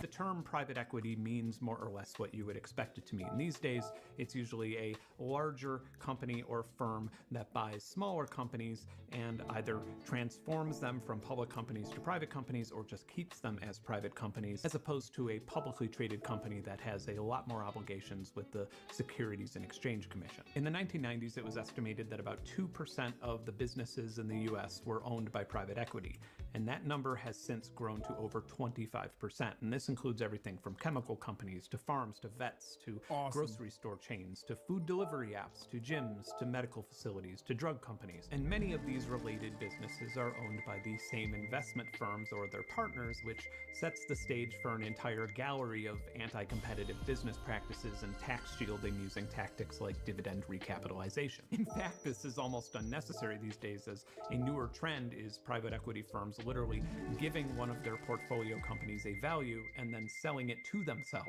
But the classic private equity and raising as much capital as possible to buy and sell companies at a profit. And the faster this process is done, the better, as this beckons the velocity of money demonstration that I gave you earlier in this video. You can argue that these are just complex capitalist maneuvers, or perhaps late-stage capitalism, a term that's been used since Werner Sombart coined it in 1928. But even that is not happening anymore. The velocity of these transactions is slowing down significantly, and the average private equity holding time is the longest that it's been in 20 years. The COVID stimulus and the market effect from it led to an enormous boost of acquisitions in 2020, and even though we're now... Hey gamers, this is also making video games gay. Alright? Just remember that. I'm a medical student, all I do is study, so you could trust me. I've used Grammarly for forever. One of the biggest things I use it for in grad school is writing email. It's making video games homosexual. Past the median average private equity holding period of 3 to 5 years, exits have been stagnant. What's more alarming is that in 2020, many workers proved to corporations that they don't need to come into the office at all, which also proves to corporations that many of them can be replaced by labor by anybody in the developing world who speaks English. That is a private equity investor's wet dream. So what gives? Does nobody like money anymore? The point of all of this maneuvering is decreasingly about turning a profit and increasingly about transitioning to a rent-based economy that hedges inflation. Right after the 2008 financial crisis, investment firms started betting big on farmland, typically hiring local farmers to manage them, but more frequently offering leaseback programs where the farmer continues working but rents the land, ultimately losing control over their working budget and circumstances. Otherwise, since then, and especially since 2020, in almost all cases, investment is not attracted to innovation or profitability, but to business models that act as a middleman, offering subscriptions to products or services you would otherwise buy directly. For example, software, movies, video games, parcel, pizza delivery, headphones, cell phones, groceries, clothing, underwear, heated car seats, pregnancy, A rent-based economy has always been present in real estate, but if you're an American homeowner, then you've probably had an annoying amount of investment groups asking if you'd like to sell your house. And it's not unusual for those investment groups to pay over market value for single-family homes. It also shouldn't surprise you to hear that homeownership has been declining, particularly for millennials, with nearly 2 out of 3 people under the age of 40 being renters. Many argue that this is primarily due to inflation and sluggish wage increases, but the cost-to-income ratio has risen for renters and dropped for homeowners. The wealth gap between renters and homeowners has widened by over 50% in the last decade. In lower and middle-class households, white people are nearly 2 times more likely to be homeowners than people of color, meaning that younger minority groups are likely to be increasingly disproportionately punished in the future when you take all of this data into consideration. Profit and even money itself is only really valuable when it buys power. And if a societal system can be engineered to gain power without profit or money, capitalism begins to exist as something to exploit within that system under its umbrella. This sounds hyperbolic, but it needs to be said a lot more often. Most of us do not realize that we are in a constant battle with billionaires who don't want us to own things, but rent them. And when we don't own things, we lose control over our own budgets, lives, decisions, and ultimately our own destinies. Here's a pertinent example. Did somebody that you know send you a link to this video, or did you type in Ben Jordan new video and find it that way? Or was it recommended to you by an algorithm? Or was it placed on... Or maybe a third-party radical Twitch streamer is watching it in front of his audience in real time. In your sidebar, or did it autoplay when another video ended? This next and final chapter is very much about the type of transaction that you and I are having right now. Me working without benefits, guaranteed pay, or protections to make something to use as bait to get you to either watch targeted advertisements or pay $14 a month without even being offered a chance to indefinitely play the video file offline on your own device. Your every move is being harvested for data to empower the company. Let's take a look at this definition again and let me know how well it describes our little transaction here. Capitalism is formally described as an economic system in which individuals and private parties control the means of production, and profits are the key driver of economic activity.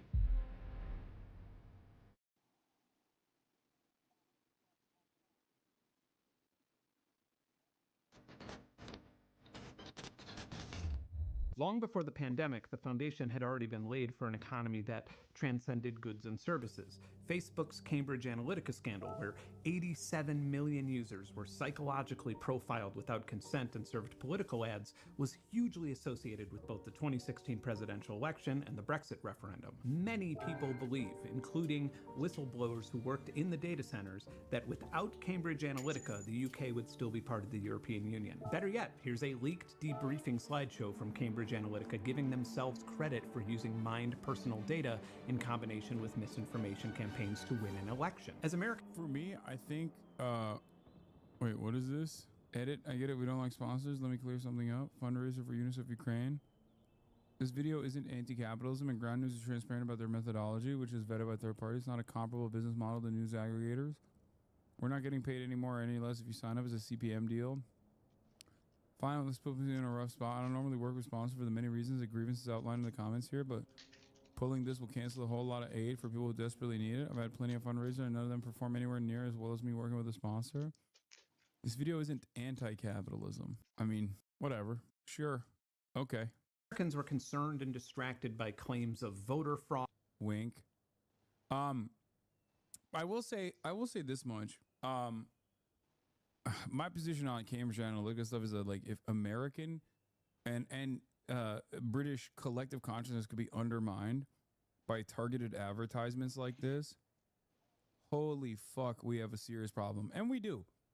Like, we have a much larger problem than Cambridge Analytica. You see what I'm saying?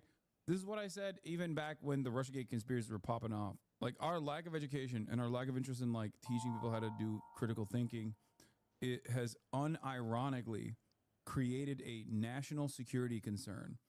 And since that happened in 2016 and then onwards in the UK after that, I promise you things have only gotten worse. We're actively doing it to ourselves on a daily basis. We literally let a billionaire take control of Twitter, which was, you know, not the most popular social media platform, but still it was a pretty sizable social media platform. And clearly that has had tangible impact on political discourse and American consciousness in general. So things are bad and getting worse. Meanwhile, Donald Trump is saying that he's going to abolish Department of Education next week. So there's some cool stuff there too to look forward to. Odd and hacked machines. We forgot to notice that democratic elections don't work when news and information are no longer democratized. For example, in most dictatorships, the government will have an office that permits or denies which stories can run in the newspaper.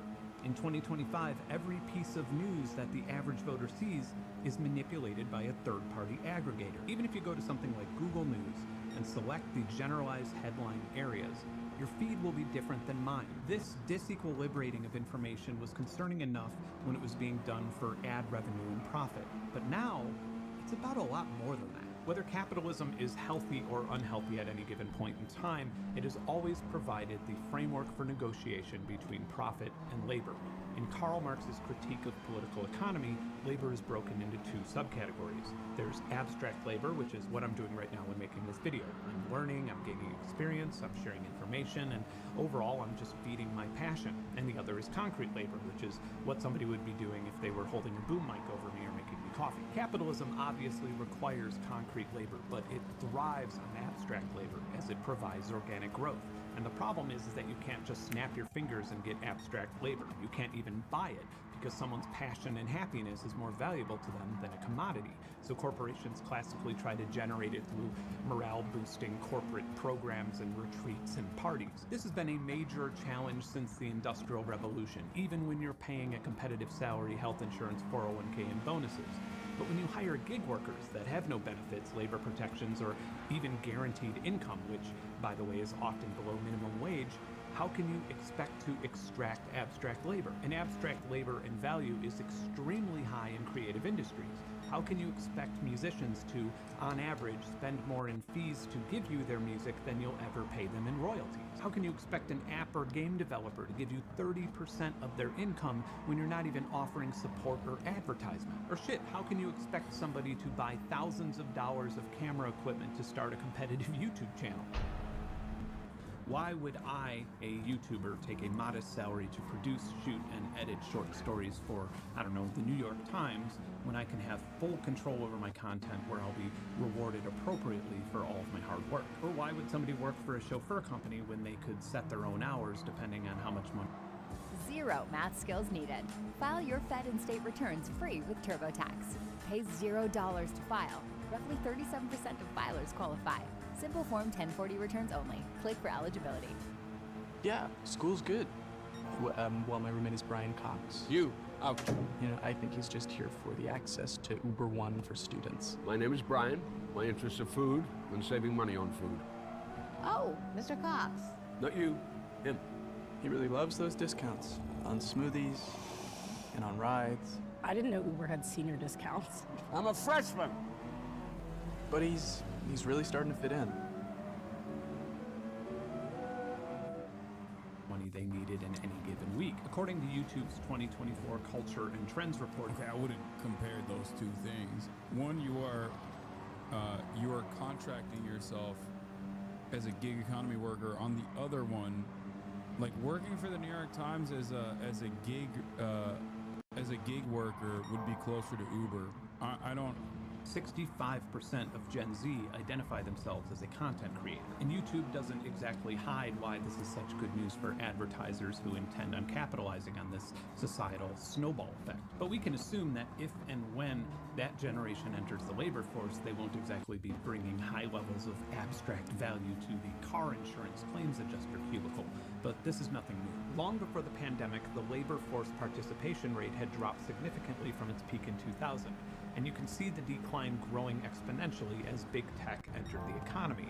It obviously crashed during the pandemic, and now, even though labor force participation was at a 35-year low in 2019, we still haven't even recovered to that level. Meanwhile, in 2024, 36% of US workers were participants in the gig economy.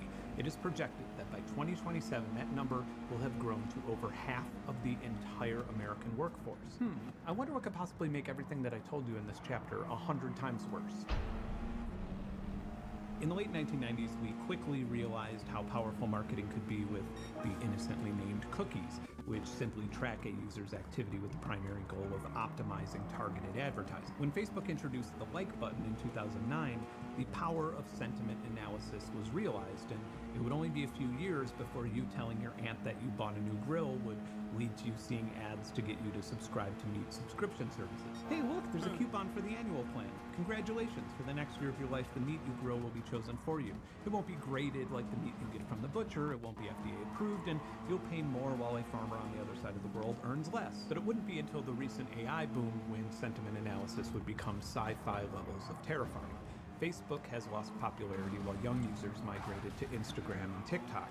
Now, to participate in your social group, you are required to create content. And when you do that, AI analyzes the sentiment of the content, and if it's not saying or showing anything that isn't of interest to the platform, for example, talking about a government coup on TikTok, then it is viewed by users who have shown interest in that topic. The content would then be graded by the amount of time that users would spend looking at it before moving on to the next photo or video. And the higher it scores, the more people it's shown to. And once it's graded as a useful video, it is shown to people who are most likely to feel rewarded by watching it. An algorithm priority and optimized placement in this cycle can be purchased at a premium, in which case TikTok also takes between 10 and 15% commission of a sale. So if I wanted to make some edgy, catchy t-shirt that said, I don't know, "Rip Capitalism," for example, and sell it in this vacuum of an economy that TikTok has, I'd go through a drop shipping service like Printify, who would then act as a middleman for finding a printer. And Printify, of course, offers a subscription too,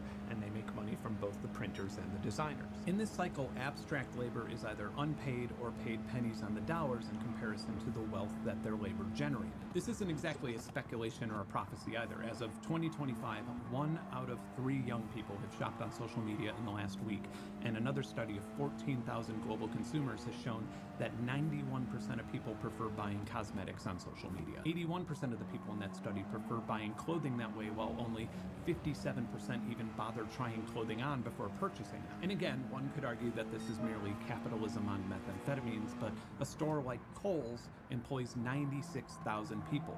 Printify employs 760 people. Kohl's sales have declined for 11 consecutive quarters, and it can be expected that their payroll will shrink along with it. The reason I'm using clothing as an example here is to show you how powerful sentiment analysis is at converting consumers to this new economy. 15 years ago, if you proposed the idea that the value of a video app would be higher than clothing looks or fits on you before buying it, you'd be laughed at. The majority of the income from these everyday transactions adds up and now goes to firms that were subsidized with venture capital. And I can only imagine that being an actual manufacturer is less and less desirable, which may additionally explain why labor participation is at historic lows. In the last 2 years, as AI was being shoved in my face virtually everywhere, as I'm sure you have experienced as well, my Google searches now open a sidebar telling me about my previous search that I don't have patience to sort out. Or if I want to make sure that a replacement vacuum hose works with my model of shop vac on Amazon, instead of searching through reviews and answers, I now have to talk to a bot named Rufus about it. This is happening with emails, with messaging apps, image editors, everything. I was initially really confused by this because virtually nobody likes it. It changes familiar workflows of users, which risks somebody leaving your ecosystem. And it's really expensive. Just one round of training an LLM or large language model can cost over $200 million. And that's not to mention the hugely increased processing power that needs to be done every time that you query that model. And all of this is just happening automatically just to beg us to use it. Why? The reason that so many cloud-based companies are dumping so much money and resources into pushing this technology on everyone is to capture the part of our routine that comparison shops, or researches, or asks for advice, or arrives at a logical conclusion about something. If you become friends with ChatGPT or Gemini or Rufus or Siri, and you consult with their vast informational resources on a more personal and casual level, you're not only supplying them with the purest form of sentiment analysis, but you're helping them build a system that will further control not only your decisions on what to buy or subscribe to, but what hobby you'll take up next summer. Not only is it influencing your decision on where to buy an engagement ring or where and when to go on vacation to propose to your partner, there's nothing stopping it from influencing your decision on whether you should get married at all. It would be very naive to think of digital assistants as your assistants. They are very much not there to help you, but to help their owners. And the conclusion that most of us has is that they're there to help their owners make more money. But in the case of things like the Cambridge Analytica scandal, or Twitter quite literally and intentionally becoming an interactive right-wing propaganda tool, there's a lot more to be worried about than money.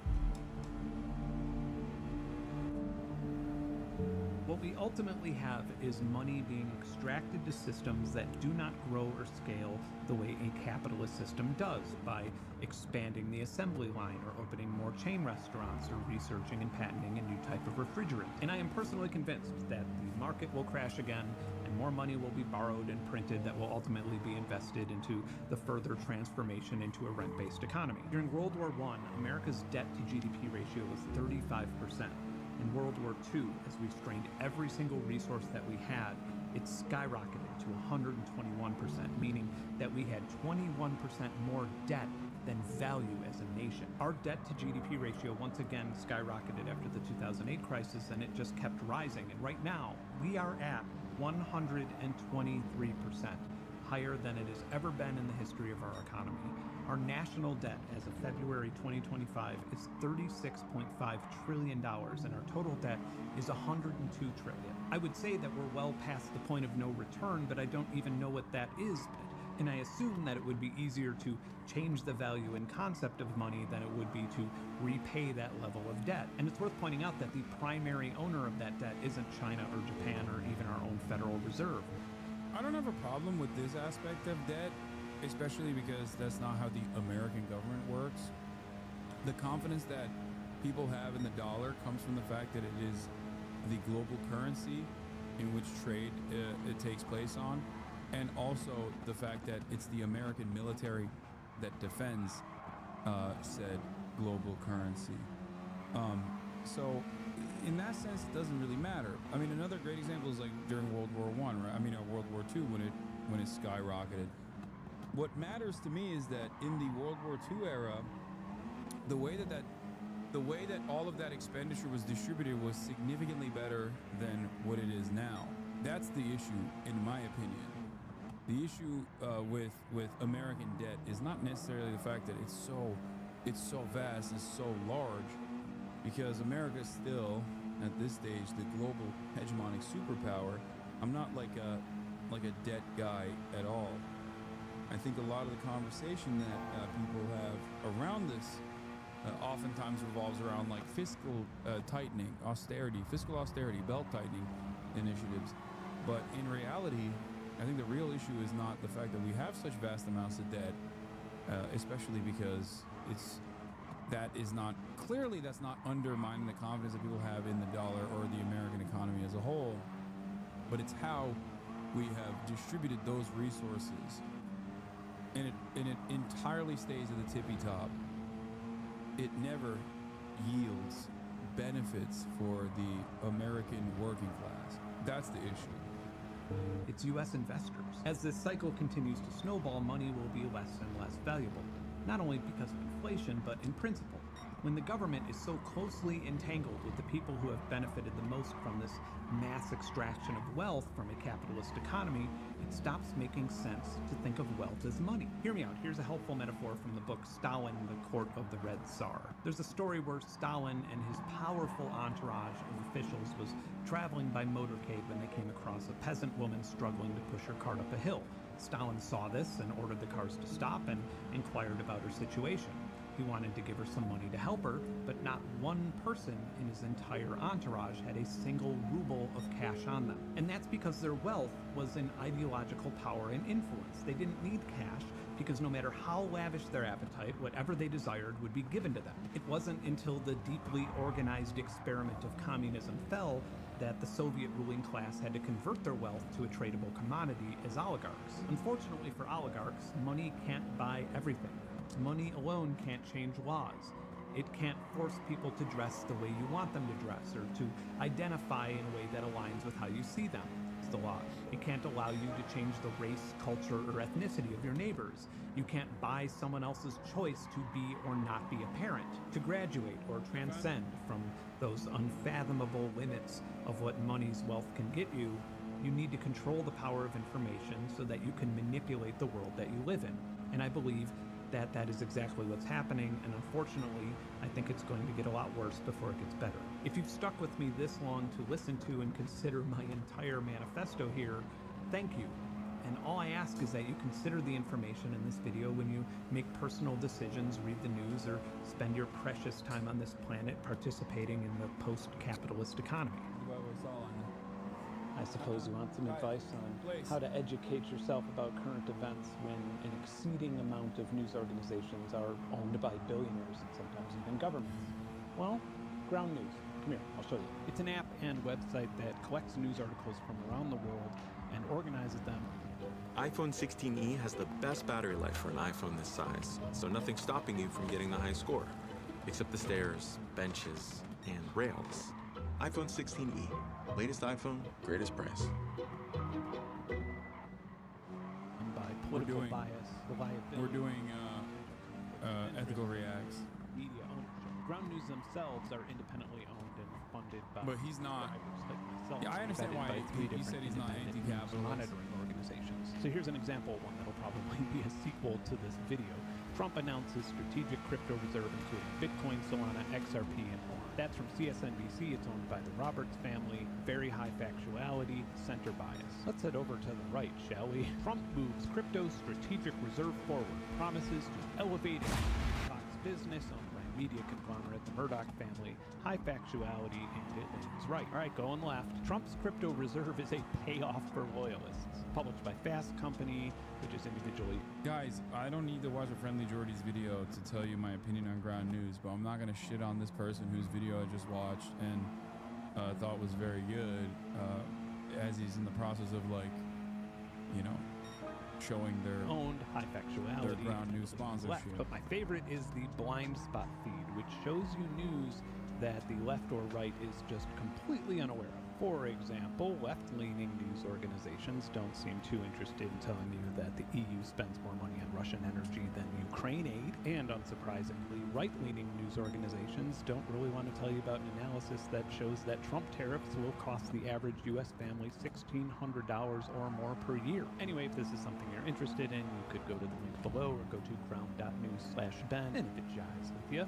that link also gets you 40% off the Unlimited Vantage plan, which will probably be the cheapest subscription that you use. And once again, just like last time, proceeds from the sponsorship will go to UNICEF Ukraine, which delivers essential supplies and education to the most vulnerable in war regions, children, just because our leaders, we have to. This video took a lot of research and fact-checking and was an immense, intimidating long-term project for me that very few of my viewers expected, much less asked for. Despite all the fact-checking that I did, a lot of this video is kind of philosophical, and I'm open to being wrong.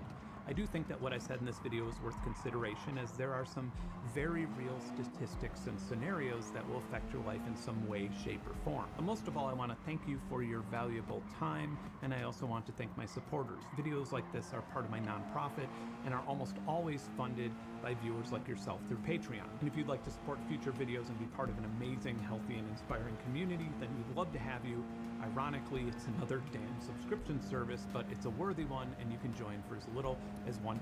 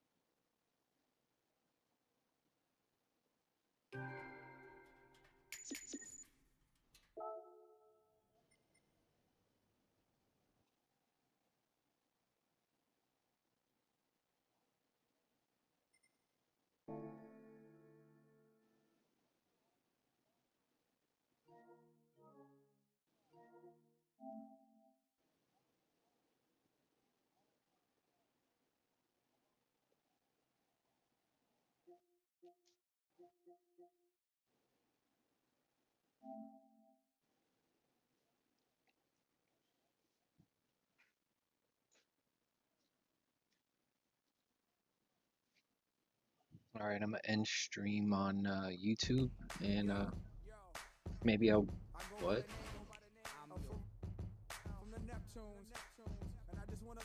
Oh yeah, but I'm gonna end stream on YouTube. I'll check y'all later.